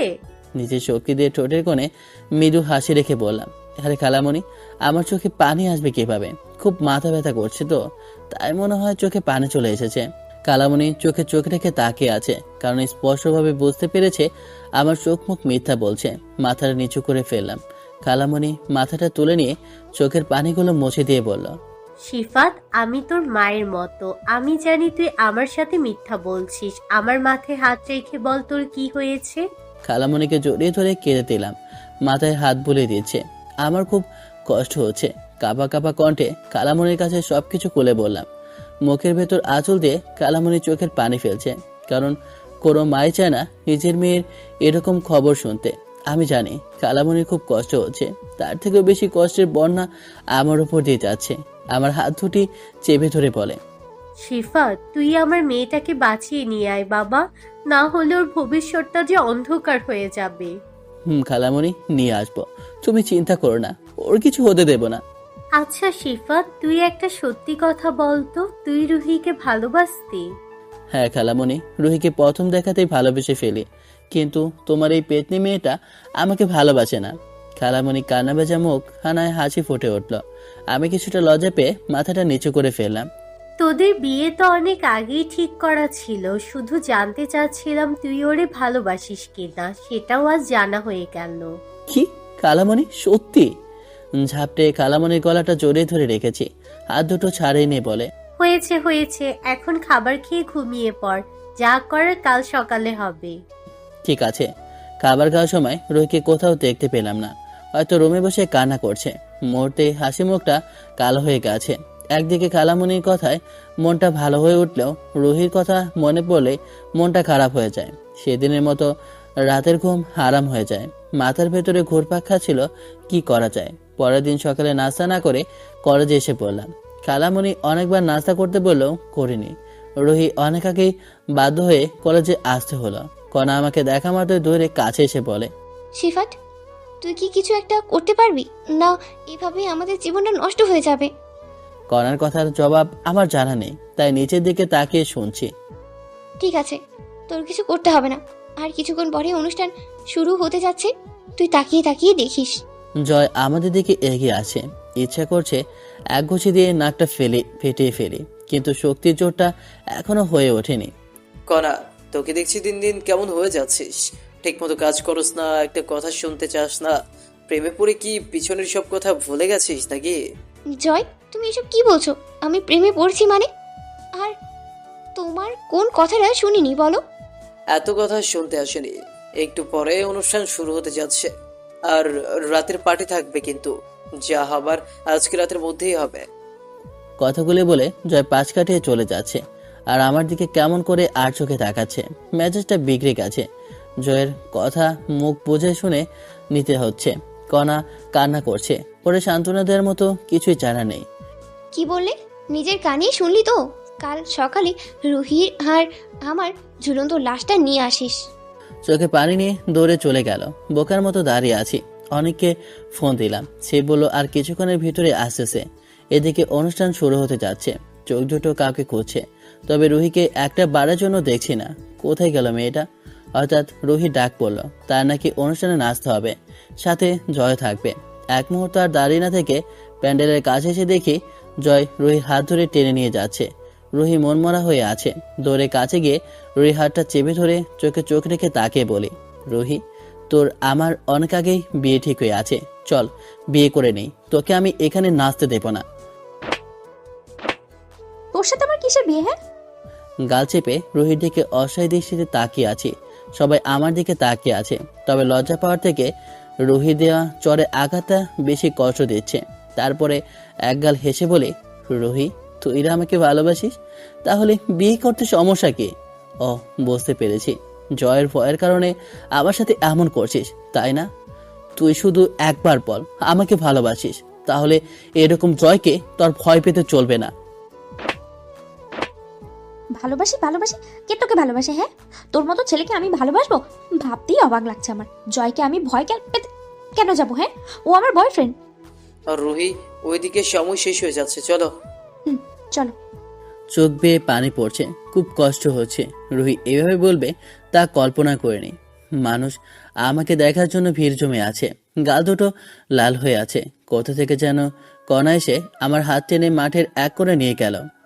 ও, তো লজ্জা হয় না মানুষের সামনে এইভাবে চড় খেতে? কেন রুহির হাত ধরতে গেলি? হ্যাঁ, কণাও কেঁদে চলেছে। জানি না আজ কেন এত কষ্ট হচ্ছে। সব থেকে কাছের বন্ধু সেও আজ বিপদের সামনে আসলো না। পৃথিবীটা খুবই স্বার্থপর, সত্যিকারের ভালোবাসার দাম দিতে চায় না। এ সময় অনেকের ফোনেও সুইচ অফ দেখা যাচ্ছে। চোখের পানি আরো বেড়ে গেল, পায়ের নিচ থেকে মাটিটা সরে যাচ্ছে। রুহির চরের শব্দ এখনো কানের ভেতর ভেসে আসে। রুহি, তুই তো আমাকে ভালোবাসিস, তাহলে জয়ের সামনে কেন মুখ ফুটে বলতে যাচ্ছিস না? একটাবার বলেই দেখতি। ওরকম জয়ের কাছে হাজারো ভিডিও ধারণ করা থাকলেও কিছু যায় আসে না। রুহি অনুষ্ঠানে অংশগ্রহণ করছে, সাথে জয়ও মজা করছে। নিমিষেই চোখটা ঝাপসা হয়ে গেছে, বুকটা ফেটে যাচ্ছে। পকেটে থাকা মোবাইলটা বেজে চলছে। স্ক্রিনের উপর তাকিয়ে দেখি অনেক ফোন দিয়েছে। কান্না ভেজা ঠোঁটের কোণে হাসি ফুটে উঠেছে। হ্যালো দোস্ত, তুই কোথায়? কান্না না করে আগে আমাকে এখান থেকে। তুই একটু দাঁড়া, আমি আসি। বাইকটা নিয়ে বো করে চলে গেলাম। পেছন থেকে কণা আমাকে বারবার চেঁচিয়ে উঠলেও তার কথা জবাব না দিয়ে অনেকের কাছে চলে এলাম। অনেককে দেখা মাত্রই বুকে জড়িয়ে নিয়ে কান্না করে বললে উঠলাম, কেমন আছিস রে দোস্ত? কি হয়েছে? বাচ্চাদের মতো কান্না না করে রুহি আর কণার সাথে পরিচয় করিয়ে দিবি, চল। দোস্ত, রোহির সাথে দেখা করা যাবে না। ও এখন নাচের আড্ডার মঞ্চে মাতাল হয়ে আছে, তবে কণার সাথে পরিচয় হতে পারবি। কি বলিস? রুহি নাচের মঞ্চে মাতাল, আর আমি এখানে দাঁড়িয়ে আছি? তাড়াতাড়ি চল। অনেক বাইকটা চালাচ্ছে, আমি পেছনে বসে আছি। খুব কষ্ট হচ্ছে, জানি না অনেক কি করবে। কণা এখনো সেই জায়গায় দাঁড়িয়ে আছে। কণার সাথে অনেকের পরিচয় করে দিলাম। এখন যা হবার হয়ে গেছে। রাতের পার্টির ভিতরে নাকি সব করবে। খুব টেনশন হচ্ছে। অনেক অনেক কি করতে যাচ্ছে আমি কিছু জানি না। সময় গড়াতে গড়াতে সন্ধ্যার আলো চারদিক থেকে ঘিরে আসছে। এ সময় রুহি কণার কাছে মনমরা হয়ে আসলো। আমি ধন্য দৃষ্টি নিয়ে রুহির দিকে চেয়ে আছি। অনেক দেখেই বুঝতে পেরেছে এটা রুহি, তাই আমাকে না জিজ্ঞেস করেই বলল, হাই, আমি অনিক, সিফাতের বেস্ট ফ্রেন্ড। হ্যালো, আমি রুহি, সিফাতের কাজিন। সিফাতের কাজিন নাকি সিফাতের গার্লফ্রেন্ড? আমার দিকে তাকিয়ে বুঝতে পেরেছে। আমার ওপর বিরক্ত বোধ করেছে। মাথা নিচু করে রেখেছি। অনেক, এসব কি শুরু করলি? আমার ভালো চাচ্ছে না নাকি পেছনে বাস দিচ্ছে? কণা, এখান থেকে পার্টিতে যেতে হবে। কণা কিছু বলতে যাবে, হঠাৎ কণার মোবাইলে ফোন চলে আসলো। ফোনটা রিসিভ করবে কি না, কি করবে এ নিয়ে চিন্তায় পড়ে গেছে। একবার স্ক্রিনের উপর তাকাচ্ছে, আরেকবার আমার দিকে তাকাচ্ছে। ফোনটা তুলছো না কেন? কে ফোন দিয়েছে? জয় ফোন দিয়েছে, কি করব? তুমি ফোন রিসিভ করে বলো এ পার্টিতে যেতে পারবো না। আপনি জানেন না আমার জয়ের কাছে? আমি সব জানি, সিফাত সব আমাকে বলেছে। এখন আমি যা বলতে বলেছি বলো। এবারের মতো ফোনটা বেজে বেজে কেটে গেল। আবার ফোনটা দিতে রিসিভ করে ওপাশ থেকে রাগান্বিত স্বরে বলে উঠল, ফোনটা রিসিভ করতে এত সময় হলো কেন? এখনো তোরা কোথায়? পার্টি তো শুরু হতে চলছে। জয় আমি আর রুহি পার্টিতে যাব না। কনা, আমার মাথা গরম করবি না। ভালো ভালো বলছি, চলে আয়, না হলে কিছুক্ষণের মধ্যে নেটের ভেতর মানুষ কি দেখতে পাবে তা তো তুই বুঝতেই পারছিস। তোর যা ইচ্ছে কর, আমরা যাব না। ফোন কেটে দিয়ে কান্নায় ভেঙে পড়ে যাচ্ছে কণা। রুহিও কান্না করছে, তবে আমার উপর রেগে আছে। বুঝতে পারছি না অনেক কি করতে চাচ্ছে। কণা, এভাবে কান্নায় ভেঙে পড়ো না। আমি যা করছি তা তোমাদের ভালোর জন্যই। চিন্তা করো না, সব কিছু আমার উপরে ছেড়ে দাও। তারপরেও আমার খুব ভয় করছে। আপনি এখানে নতুন, তাছাড়া ভয় পাবার কোনো কারণ নেই, আমি সব ব্যবস্থা করেই রাখছি। সিফাত, তুই এদের নিয়ে সেই জায়গায় চলে যা। রুহি আর কণা এখানে একটুও নিরাপদ নেই, তাড়াতাড়ি যা। আমি কিছুক্ষণের ভেতরে আসছি। ঠিক আছে, তুই তাড়াতাড়ি আসবি কিন্তু। অনেক ঠিকই বলেছে, রুহি আর কণা এখানে একদম নিরাপদ নেই, যে কোনো সময় ঝামেলা হয়ে যেতে পারে। অনেক কোথায় গেল জানি না। বাইকটায় উঠে বললাম, রুহি তাড়াতাড়ি উঠে বস। না, আমি তোর সাথে যাব না। রুহি, বাচ্চাদের মতো জেদ করবি না। এভাবে এখানে দাঁড়িয়ে থাকলে ঝামেলায় পড়ে যাবো। প্লিজ উঠে বস। বলছি না আমি যাব না, তুই এখান থেকে যা। মেজাজটা বিগড়ে গেল। এমনিতে এখান থেকে ওদের বের করা টাফ ব্যাপার, তার ভিতরে রাগে জেদ ধরে বসে আছে। বাইকটা থেকে নেমেই, চা ফোনটায় উঠে বস, না হলে অর্ডারটা দেব। ঠোঁট বের করে বাচ্চাদের মতো নিচু করে নিচু স্বরে কেঁদে কেঁদে বাধ্য মেয়ের মতো বাইকটায় উঠে বসলো। কি হলো, তুমি আবার দাঁড়িয়ে আছো কেন? নাকি তোমাকেও রুহির মতো দিতে হবে? কণা আর রুহিকে নিয়ে ছুটে গেলাম অনেকের দেওয়া ঠিকানায়। এরপর কি হবে তা আমি কিছু জানি না, তবে অনেকের উপর আমার আত্মবিশ্বাস আছে। সবাই চুপ হয়ে আছে। রুহি এক হাত আমার কাঁধে রেখে বসে আছে, পেছনে কণা বসে টেনশনে টেনশনে সবার মুখ শুকিয়ে গেছে। একটু পানি পেলে গলাটা ভিজিয়ে নিয়ে যেত। অল্প সময়ের ভেতরে অনেকের ঠিকানায় পৌঁছে গেলাম। কণা, আমরা এসে পড়েছি, নেমে পড়ো। একটা বাসার নিচে আমরা দাঁড়িয়ে আছি, তবে বাসাটা দেখতে সুন্দর হলো ভেতরটা খুব অন্ধকার। রাস্তায় ল্যাম্পপোস্টের বাতি আলোয় ঝিকিমিকি করছে। অনেকে এটা কোথায় আসতে বলল? এই বাসাটা দেখে তো আমারই ভয় করছে। তারপরে বুকে জোর সাহস নিয়ে ভেতরে গেলাম। সিফাত, আমার কোথায় আসছি? আমার কিন্তু খুব ভয় করছে। আমি থাকতে তোমরা ভয় পেও না, নিজের জীবন দিয়ে হলেও তোমাদের রক্ষা করব। একটা রুমের ভেতর ঢুকলাম, তবে এই রুমটা বাতির আলো আছে, তাই ভয়ের আশ্বাসটা কমে গেছে। বুঝতে পারলাম রুহিয়ার কণা ভয়ে কাঁপছে, মুখখানা শুকিয়ে চুপসে গেছে। ধারের কাছে একটু পানি পেলে ভালো হতো। রুমটার ভেতরে এক নজর তাকিয়ে দেখলাম খাটের এক কোণে একটা বোতল পানি রাখা আছে। যাক, তাহলে মুখ হাত ধুয়ে নেওয়া যাবে। রুহি, তোর চেহারাটা কেমন হয়ে গেছে জানি, ধর এই পানি দিয়ে মুখ হাত ধুয়ে নে। না, আমার লাগবে না। রাগে ফুলে আছে। পানির বোতলটা এদিকে দাও তো সিফাত। তো এটা কি শুরু করলি? আমার কাছে কিন্তু মোটেও ভালো হচ্ছে না। আমি বাসায় যাব, প্লিজ আমাকে নামিয়ে দেয়। প্লিজ রুহি, একটু শান্ত হ। আমি যা করছি তোর ভালোবাসার পাওয়ার জন্যই করছি। আমাকে একটু বুঝতে চেষ্টা কর। সত্যি তোকে আমি ভালোবাসি রে। ছোট লোকের বাচ্চা, তোকে কে ভালোবাসে? হ্যাঁ, আমি না বলছি তোকে আমি ভালোবাসি। না না না। চিৎকার শুনে করা দৌড়ে রুমের ভেতরে চলে আসে। রুহি অজরে চোখের পানি ফেলছে। আমার চোখ মুখে আগুন জ্বলে উঠছে, মাথাটা গরম হয়ে গেছে। রুহির বলা সব কথা সহ্য করে নিয়েছি, তবে আমার বাবাকে ছোট লোক বলা এটা মেনে নিতে পারে না। আমার চোখের রাগ দেখে রুহি ভয় পেয়ে গেছে, কণা দূরে সরে যাচ্ছে। হঠাৎ করে রুহিকে দেয়ালের সাথে চেপে ধরে পড়ে। খুব বেড়ে গেছিস তাই না? আমি ছোট লোকের বাচ্চা, আমার বাবাই ছোট লোক, অস্তর এমন হাল করব জয়ার কি করেছে তার থেকেও ভয়ঙ্কর রূপ দেখবি। রুহি চোখ বন্ধ করে রেখেছে, ভয় কিছু বলছে না। হঠাৎ করে কণা দৌড়ে এসে আমাকে ছাড়িয়ে নেওয়ার চেষ্টা করছে আর বলছে, সিফাত কি করছো? ওকে ছেড়ে দাও। ও না বুঝে তোমাকে ওসব কথা বলে ফেলেছে। অনেক চেষ্টার পর আমাকে রুহির থেকে ছাড়িয়ে নিল। ভয়ে রুহি ঢুকে ঢুকে কাছে। রাগটা এখনো কন্ট্রোল করতে পারছি না। সবকিছু সহ্য করতে পারি, তবে আমার মা বাবাকে কেউ কিছু বলে চুপ থাকতে পারি না। রুহি, তুই কি পাগল হয়ে গেছিস? জয়ের হাত থেকে তোকে মুক্তি করার জন্য সিফাত দিন রাত চেষ্টা করে যাচ্ছে। তোকে ভালোবাসে বলেই দিন রাত চোখের পানি ফেলে যাচ্ছে। কত রকম অপমান চড় দেওয়ার পরও শুধু তোর মুখ থেকে ভালোবাসার কথাটা শুনতে চায়। আর তুই কিনা ছোট লোক বলে সিফাতের গালে চড় দিচ্ছিস। আর তুই তো এখানে একা না, আমিও তো একটা মেয়ে তোর সাথেই আছি। তোর কিছু হলে তো আমারও কিছু হবে, তাই না? তাই বলে এভাবে একটা রুমে বসে চিৎকার চেঁচামেচি করে নাচাবি? তুই এখনো জানিস না সিফাত তোকে কতটা ভালোবাসে। আর ভালোবাসে বলেই তোকে জয়ের হাত থেকে মুক্তি করে সিফাতের বুকে জড়িয়ে আগলে রাখতেও চায়। রুহির মুখে জবাব দেওয়ার মতো কোনো ভাষা জানা নেই, শুধু চোখের অশ্রু ছাড়া। পকেটে থাকা মোবাইলটা বেজে উঠেছে। কালামণি ফোন দিয়েছে। রুহি আর কনার ফোন সুইচ অফ করে রেখেছি। এই সময়ে কালামণি ফোন রিসিভ করা যাবে না, তাহলে কালামণি টেনশন করবে। ফোনটা কেটে দিয়ে সুইচ অফ করে দিলাম। হঠাৎ করে রুমের ভেতর অনেক ঢুকেছে, সাথে দুইটা সুন্দরী মেয়ে। বুঝে উঠতে পারছি না অনেকের সাথে মেয়ে দুটো নিয়ে আসার কারণ কি, তা আবার এত সুন্দরী মেয়ে। অনেক, তোর সাথে এই দুইটা মেয়েকে? এই দুইটা মেয়ে না পতিতা নিয়ে আসছি। আপনি এখানে পতিতালয়ে নিয়ে আসছেন কেন? আহা, এত অবাক হওয়ার কিছু নেই, এদের ধারাই সব কাজ হবে।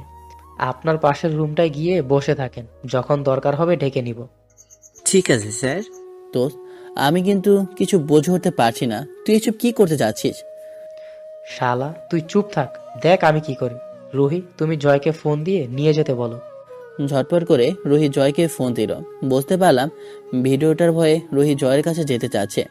জয়ের মোবাইলে রিংটোন বেজে চলেছে, ফোন তুলছে না, হয়তো পার্টির এনজয় আছে। কয়েকবার ফোন দিতেই রিসিভ করা মাত্রই জয় বলে উঠল, আর রুহি, এখনো সময় আছে, পার্টিতে আসতে পারো, নাহলে ভিডিও কিন্তু ভাইরাল হয়ে যাবে। জয় আমাকে একটা রুমে বন্দি করে রেখেছে, তুমি তাড়াতাড়ি আমাকে নিয়ে যাও, আমি তোমার কাছে যাব। কি? কার এত বড় সাহস তোমাকে বন্দি করে রাখবে? তোমাকে কোথায় বন্দি করে রেখেছে বলো, আমি এক্ষুনি আসছি। তারপরে জয়কে ঠিকানা দিল। পাগলের মতো ছুটে আসে। পাগল হবে না কেন? এত সুন্দর একটা মেয়েকে আজ হাতে পাবে, এটা তার বড় ভাগ্যের ব্যাপার, তাও আবার প্রথম। তবে রুহির কাঁদো কাঁদো গলায় জয়কে বলাটা দারুণ হয়েছে। সিফাত, তোরা কি করতে যাচ্ছিস? আমি কিচ্ছু জানি না এখন, কিন্তু আমার অনেক ভয় লাগছে। প্লিজ কনা, তুমি আমার আর অনেকের ওপর একটু ভরসা রাখো, তোমাদের কিছু হবে না। দোস্ত, ওর আসার এখন সময় হয়ে গেছে, আমি অন্য রুমে গেলাম, তুই ওদের সাথে থাক। অনেক অন্যরুমে চলে গেল। রুহি এখনো কান্না করছে। কণা ভয়ে মুখখান শুকিয়ে চুপসে গেছে। হঠাৎ ঝড়ের গতিতে জোরে জোরে নিঃশ্বাস নিতে নিতে রুমে ঢুকে পড়ল। সিফাত, তুই, তোর এত বড় সাহস রুহি আর কনাকে এইভাবে বন্দি করে রাখছিস? শালা, তোকে আজ আমি। জয় আমার দিকে এগিয়ে আসা মাত্রই পেছন থেকে মাথায় একটা বাড়ি দিয়ে ফেলে দিল। মাথায় কয়েকটা বাড়ি মেরে ঢ্যাপ ঢ্যাপ চোখের পাতা ফেলে অপলক দৃষ্টিতে তাকিয়ে পড়ল। কোন সালা আমার মাথায় বাড়ি দিল? পিছনে তাকিয়ে দেখ তোর জম। সালা, তুই কে রে? আমার এলাকায় ঢুকে আমাকেই মারলি, তোকে আমি শেষ করে ফেলবো। জয় বসা থেকে ওঠার আগেই অনেক ধাপ ধাপ করে আরো কয়েকটা দিল। নাক মুখ থেকে রক্ত বের হচ্ছে। সিফাত, শালারে এই রশিটা নিয়ে ভালো করে বাঁধ। রশিটা হাতে নিয়ে ইচ্ছে মতো জয়কে বাঁধলাম। জয় চেঁচিয়ে বলতে লাগলো, সিফাত, এটা কিন্তু ভালো করছিস না। তুই তুই জানিস না আমার ক্ষমতা কত বড়। চুপ শালা, তুই বেঁচে থাকলে তো ক্ষমতার বাহাদুরি দেখাবি। তার আগে বল, রুহি আর কনার ভিডিওটা কোথায় রেখেছিস? কিসের ভিডিও? আমার কাছে কোনো ভিডিও নাই, আমাকে ছেড়ে দে, না হলে অবস্থা খারাপ হয়ে যাবে কিন্তু। ওর মোবাইল আছে, আপনি ওর মোবাইলটা নিয়ে আসুন। এই, আপনার এখন এই রুমে আসতে পারেন। পতিতা মেয়ে দুটি হাসে হাসে রুমের ভিতরে প্রবেশ করলো। ভয়ে আমি বিগড়ে গেছি। সুন্দরী হলেও কি হয়েছে, পতিতওয়ালা তো পতিতওয়ালাই। জি স্যার, আমাদের কি কাজ করতে হবে বলুন? এই হ্যাংলাটার সাথে কাজ করবেন, ওরে বুঝিয়ে দিবেন কখনো আর যাতে মেয়েদের ফাঁসিয়ে ভোগ করতে আর না চায়। যতক্ষণ না ও বলছে মেয়ের দিকে কখনো আর ফিরেও তাকাবে না, ততক্ষণ কাজ চালিয়ে যাবেন। কি যে বলেন না স্যার, টাকাটা আপনি রেডি রাখুন, হ্যাংলাটাকে 5 মিনিটের আউট করে দিচ্ছি।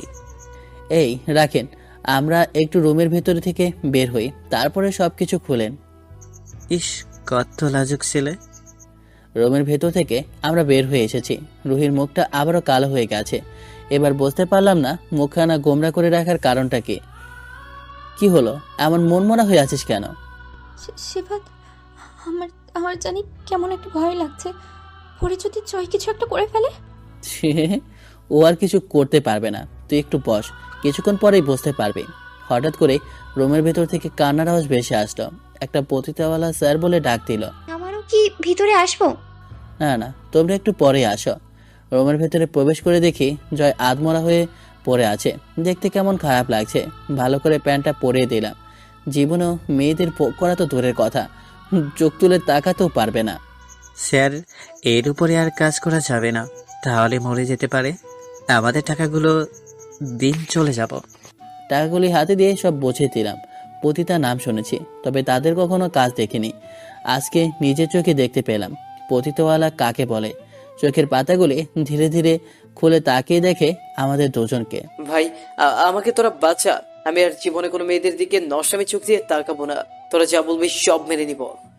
রুহি আর কনাকে ভেতরে ডাক দিয়ে মোবাইলের লকটা খুলে সবকিছু ডিলিট করে দিলাম। এতদিন পরে বুকের ওপর থেকে ভারী কিছু নেমে গেল।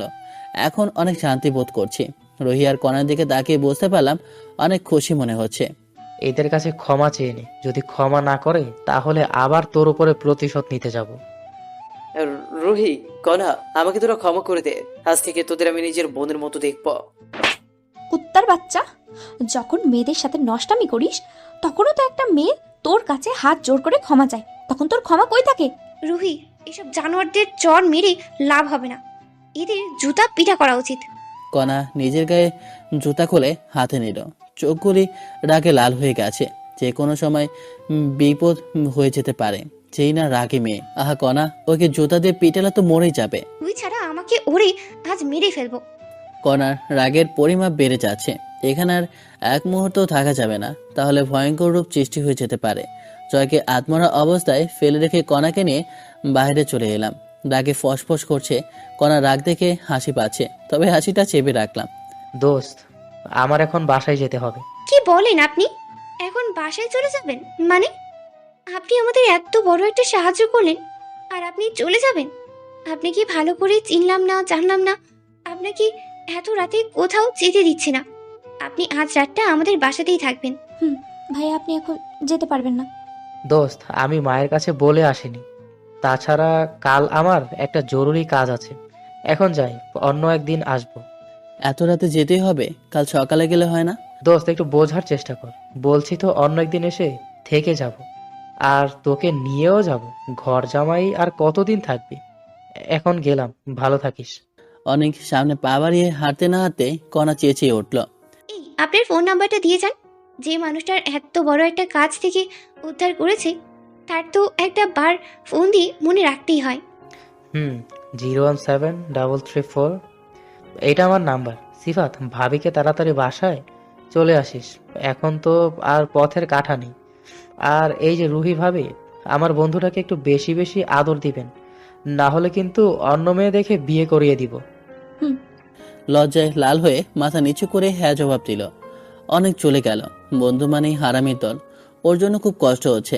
এত রাতে কিভাবে যাবে জানি না। কতবার বললাম আজ যেতে হবে না, তা নাকি জরুরি কাজ পড়ে আছে। রাত অনেক হয়েছে। এভাবে রাস্তায় দাঁড়িয়ে আড্ডা দিলে হবে না, বাসায় ফিরতে হবে। বাইকটা বের করে দাঁড়িয়ে আছি। রুহি এসে বাইকে বসলো, তারপরে কণা উঠে বসলো। রাস্তায় গাড়ি নেই বললেই চলে, শুধু ল্যাম্পপোস্টের বাতির আলোয় কুকুরগুলি দেখা যাচ্ছে। জানে না খালামুনি কতটা টেনশনে আছে। কখন যে কণার বাসার সামনে চলে এলাম বুঝতেই পারিনি। কণাকে বাসার সামনে নামিয়ে দিলাম। এখন শুধু রুহি আর আমি। রাত প্রায় 1টা ছুঁই। হালকা একটু শীত অনুভব হচ্ছে। চুপচাপ বাইকটা চালাচ্ছি। আমার পেছনে যে একটা মেয়ে বসে আছে তা কিছুতেই মনে করছি না। অন্য কোনো ছেলে হলে এত রাতে কিছু একটা করে ফেলতো। রাস্তা খারাপ থাকায় ধাক্কা খেয়ে রুহি আমার শরীরের উপর চেপে বসে পড়ল। রোজ রোজ যে মানুষটার কথা না বলে থাকতে পারে না, অথচ তার পিছনে এমন একটা সুন্দরী মেয়ে বসে আছে, তাও চুপচাপ কথা না বলে হুন্ডা চালাচ্ছে। দেখ রুহি, সবসময় ঠেস মেরে কথা বলবি না, এসব আমার ভালো লাগে না। কথাটা একটু অন্যভাবে বললাম, যাতে পেছন থেকে শক্ত করে জড়িয়ে ধরে। বাবা, আসো দেখি আমার মহারাজ রাগে ফায়ার হয়ে আছে। অন্য কোনো মেয়ের দেখা পেলি নাকি? ও, বুঝতে পেরেছি। এত রাতে একটা মেয়েকে নিয়ে হুন্ডা চালাচ্ছে আর সে জড়িয়ে না ধরেই বসে থাকলে তো রাগ হবেই। যা, এবার তোকে শক্ত করে জড়িয়ে ধর। এবার তাড়াতাড়ি হুন্ডা চালা। পেছন থেকে এভাবে জড়িয়ে ধরায় শরীর কেমন জানি লাগছে। বাইকটার গতি এমনিতেই বেড়ে চলেছে। আহা, কি যে শান্তি লাগছে। এখন আর শীতও করে না।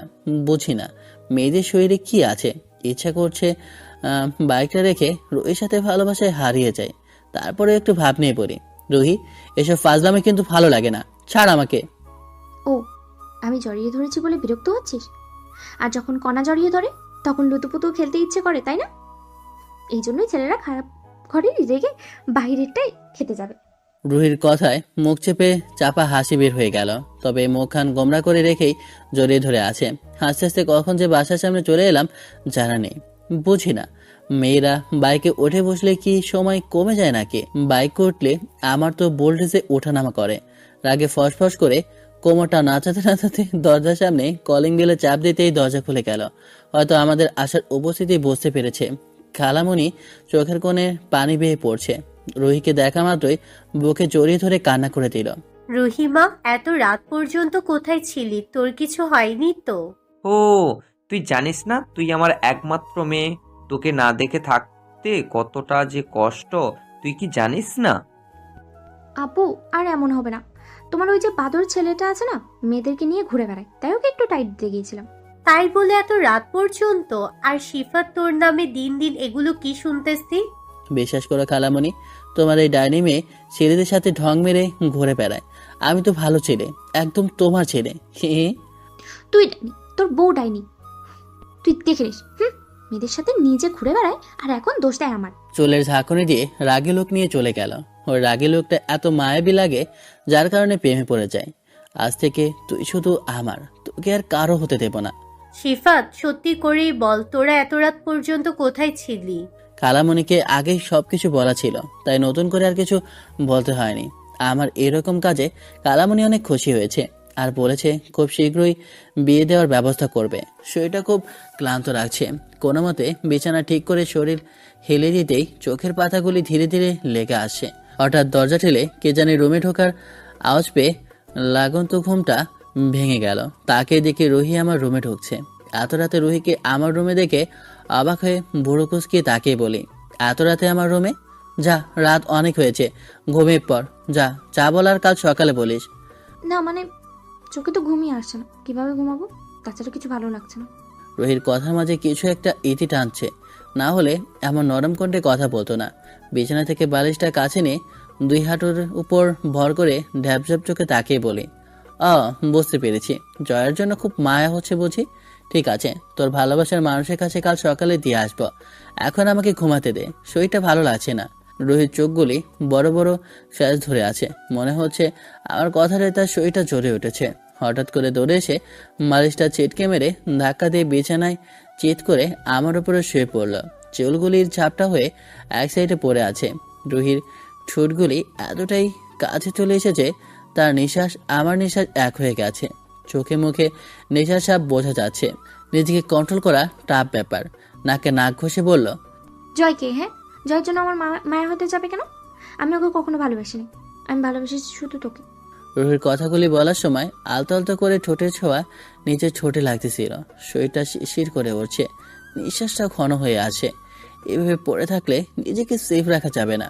রুহিকে ঘুরে দিয়ে ওর উপরে উঠে দোষটা একটা হাসি দিয়ে ঠোঁটের দিকে এগোতে লাগলাম আর বললাম, এতক্ষণ তো খুব পাকনা পাকনা কথা বলেছিস, এখন কই যাবি? হ্যাঁ? ধবধবে ফসা পেটের এক সাইড দিয়ে কাপড়টা সরে যাওয়ায় দেখতে এতটা সুন্দর লাগছে যা এক প্রকার নেশার টানছে। ফসা পেটের উপর হাত রাখতেই রুহি দীর্ঘ একটা নিঃশ্বাস ছেড়ে দিল। গরম নিঃশ্বাসটায় আমাকে পাগল করে তুলছে। পেটের উপর হাতটাও ভারী করে হালকা একটা চাপ দিতে গোলাপি ঠোঁটজোড়া কাঁপছে। চোখগুলি বন্ধ করে রেখেছে। নিজেকে আর সামলাতে না পেরে ঠোঁটজোড়ায় স্পর্শ নিতেই রুহি এক ধাক্কা মেরে বিছানায় ফেলে দিয়ে রুম থেকে হেসে হেসে চলে গেল। হাবলার মতো ব্যাকা হয়ে বিছানায় ভাঁজ পড়ে আছি। মুখ থেকে দুষ্ট একটা হাসি বের হয়ে গেল। নিজের মাথায় একটা চোট বেড়ে বালিশ চেপে শুয়ে পড়লাম। রুহিকে নিয়ে ভাবছি। এমন একটা মুহূর্ত হাতের নাগালে পেয়েও মিস হয়ে গেল। আজ রাতের ঘুমটাও হারাম করে দিল। এসব ভাবতে ভাবতে কখন যে ঘুমিয়ে গেছি মনেই নেই। পরের দিন দুজনে অনেক মনোবল নিয়ে কলেজে গেলাম। সবাই আমাদের দুজনের দিকে হা করে তাকিয়ে আছে। তাকিয়ে থাকবেই না কেন? যে এতদিন জয়ের হাতে বন্দি কারাগারে ছিল, সে আজ আমার বাইকে বসে আছে। বাইকটা থামাতেই অনেকগুলি মেয়ে আমার কাছে দৌড়ে চলে এসেছে। ব্যাপারটা বুঝতে পারলাম না। কে বলে, সিফাত ভাইয়া আপনি কিন্তু আজ থেকে আমাদের সবার বন্ধু। আবার অন্য কেউ বলে, সিফাত এই কলেজের গর্ব। সব মেয়েরা হাত বাড়িয়ে দিয়ে ফ্রেন্ড হতে যাচ্ছে। দুই এসব কিছু সহ্য করতে না পেরে রাগে গজগজ করে চলে গেল। অনেকবার ডেকেছি, তাও আমার দিকে না তাকিয়ে চলে গেল। বুঝতে পারছি না এসব কিছুর মানে কি। কি হলো সিফাত, আমি কি তোমার ফ্রেন্ড হতে পারি না? হ্যাঁ হ্যাঁ অবশ্যই। একে একে সবার সাথে হাত মিলিয়ে নিচ্ছি, তবে চোখ দুটি রুহিকেই করছে। কোথা থেকে একটা মেয়ে এসে হাতের ভেতর কাগজ ভরে দিয়ে বলে, এটা তোমার জন্য। রাতেই যেন উত্তরটা পাই। হঠাৎ কোথা থেকে কণা এসে বলল, সিফাত ভাইয়া, আমিও কি আপনার ফ্রেন্ড হতে পারি? এতক্ষণে বুঝতে পারলাম এসব কিছুর কারণ হলো এই কণা। কণা, তার মানে তুমি সবার কাছে পড়ে দিয়েছ। এতগুলি মেয়ের জীবন রক্ষা করেছো, আর সেই মানুষটাকে চিনতে জানতে হবে না? কণা আর আমি পাশাপাশি হেসে হেসে হাঁটছি আর কথা বলছি। হঠাৎ দেখি রুহির চোখ লাল করে দাঁড়িয়ে আছে। আমার সাথে যে রুহি নামে কেউ ছিল তা মনে ছিল না। রাগী লোক নিয়ে কাছে এসে হাতের ভেতর থাকা কাগজটা টান মেরে নিয়ে খুলে দেখতে লাগলো। জানি না কাগজটা কি লেখা আছে। চোখের পানি বেয়ে বেয়ে পড়ছে। বুঝলাম না রুহির চোখের পানি ফেলার কারণটা কি। কাগজটা আমার উপর ছুঁড়ে মেরে কাঁদো কাঁদো গলায় পড়ল, সবসময় আমার পিছনে পড়ে থেকে ভালোবাসি ভালোবাসি বলে বেড়াতি, আর এখন অন্য মেয়ের রূপ দেখে প্রেমে পড়ে গেছিস। রুহি এইসব কি বলছো? আমি কিছু বুঝতে থাক, তোর আর বুঝতে হবে না, যা বোঝার নিজেই বুঝতে হবে। চোখের পানি মুছতে মুছতে চলে গেল। কাগজটা হাতে নিয়ে দেখি, সিফাত আমি জানি তুমি অনেক মেয়ের জীবন রক্ষা করেছো। ইতিমধ্যে সবাই চেনেও গেছে তোমার নামটাও। তাছাড়া বলা যায় না তোমাকে কে কখন প্রপোজ করে ফেলে, তাই আগে তোমাকে আমি প্রপোজ করলাম। I love you Sifat, please আমার ভালোবাসাটা ফিরিয়ে দেবে না। নিচের দিকে তাকিয়ে একটা নাম্বার লেখা আছে। এবার বুঝতে পারলাম মেয়েটা রাতে উত্তর চাওয়ার কারণটা কি। বাহ, এখন দেখি ফেমাস হয়ে গেছো। মেয়েরা তো তোমাকে চিঠিও দিয়েছে। চিঠিটা রেখে আগে রুহির রাগ ভেঙে আসো। তুমি থাকো, আমি যাচ্ছি। রুহির পেছনে পেছনে আসতে লাগলাম। রুহি বাসায় ঢুকে জোরে জোরে চিৎকার করে এক করে ফেলেছে। ওর চিৎকারে আমি নিজেই ঘাবড়ে গেলাম। খালামণি উপর থেকে দৌড়ে এসে বলল, কি হয়েছে? এভাবে চিৎকার করে ঘর ফাটিয়ে দিচ্ছিস কেন? আম্মু, আমি সিফাতকে বিয়ে করব, এবং আজকের মধ্যেই। রুহির কথা শুনে ভ্যাবাচাকা খেয়ে দাঁড়িয়ে আছে। বোঝা যাচ্ছে রুহি আজ পাগল হয়ে গেছে। ড্যাব ড্যাব চোখে তাকিয়ে খালামণি বলল, রুহি, তোর মাথা কি ঠিক আছে? এসব কি বলছিস? হ্যাঁ, আমার মাথা একদম ঠিক আছে। তুমি সিফাতের সাথে বিয়ে দাও, নয়তো আজকেই মরে যাবো আমি। কথাটা বলে রুহি উপরে চলে গেল। আমি বলদের মতো কাঠ হয়ে দাঁড়িয়ে আছি। রুহি শোন। খালামণি তুমি একটু দাঁড়াও, ওরে আমি দেখছি। পেছনে পেছনে রুহির রুমে প্রবেশ করে দেখি ওপর হয়ে পড়ে কাছে। থাক, মেয়েটাকে আর কাঁদিয়ে লাভ নেই। ওর কান্না আমার একটুও সহ্য হয় না। এখন আপন করে নেওয়াই ভালো। তুই আমার রুমে কেন? আমার রুম থেকে তুই বের হয়ে যা। ওই মেয়ের উত্তরটা দিয়ে, নাহলে তো রাগ করবে। বুঝতে পেরেছি পাখিটা অনেক ক্ষেপে আছে, রাগ ভাঙাতে হবে। রুহির উপর ঝাঁপিয়ে পড়ে বিজনের সাথে চেপে ধরে ঠোঁটে ঠোঁট ডুবিয়ে দিলাম। রুহি ছেড়ে যাওয়ার জন্য ছটফট করছে, কিন্তু শক্তি জোরে পারছে না। শান্ত হয়ে ভালোবাসার পরশে ছুঁয়ে নিচ্ছি। কিছুক্ষণ পর ঠোঁটটা ছেড়ে দিয়ে বলি, একটা মেয়ে কাগজ দিল, এই জন্য এত রাগ? তুই যখন জয়ের হাত ধরে হাঁটতি, হেসে হেসে কথা বলতি, আমাকে চড় মারতি, তখন কি আমার রাগ হয়নি?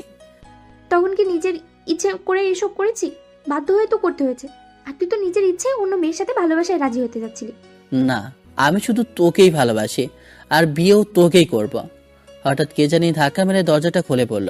একটা দিন একটু অপেক্ষা কর, কালকেই তোদের বিয়ে, তারপরে যা ইচ্ছা করিস। লজ্জায় খাটের কোণ ঘেঁষে দাঁড়িয়ে মাথা নিচু করে আছি। রুহি খালামণিকে জড়িয়ে ধরে গালে চুমু খেয়ে পড়ল, সত্যি আম্মু? কালকেই সিফাতের আব্বু আম্মু আমাদের বাসায় আসছে তোদের বিয়ে দিতে। এখন যাই, অনেক কাজ পড়ে আছে।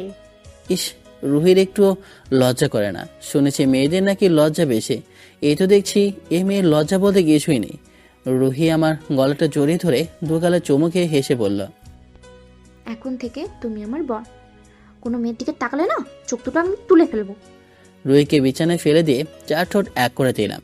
পরের দিন আমাদের বিয়ে, সবাই শুভকামনা করবেন। বাকিটা ইতিহাসে রেখে দিলাম। তো আল্লাহ হাফেজ। গল্পটা কেমন হলো অবশ্যই কমেন্ট করে জানাবেন। আর সবাই ভালো থাকবেন। আল্লাহ হাফেজ, টাটা, বাই বাই।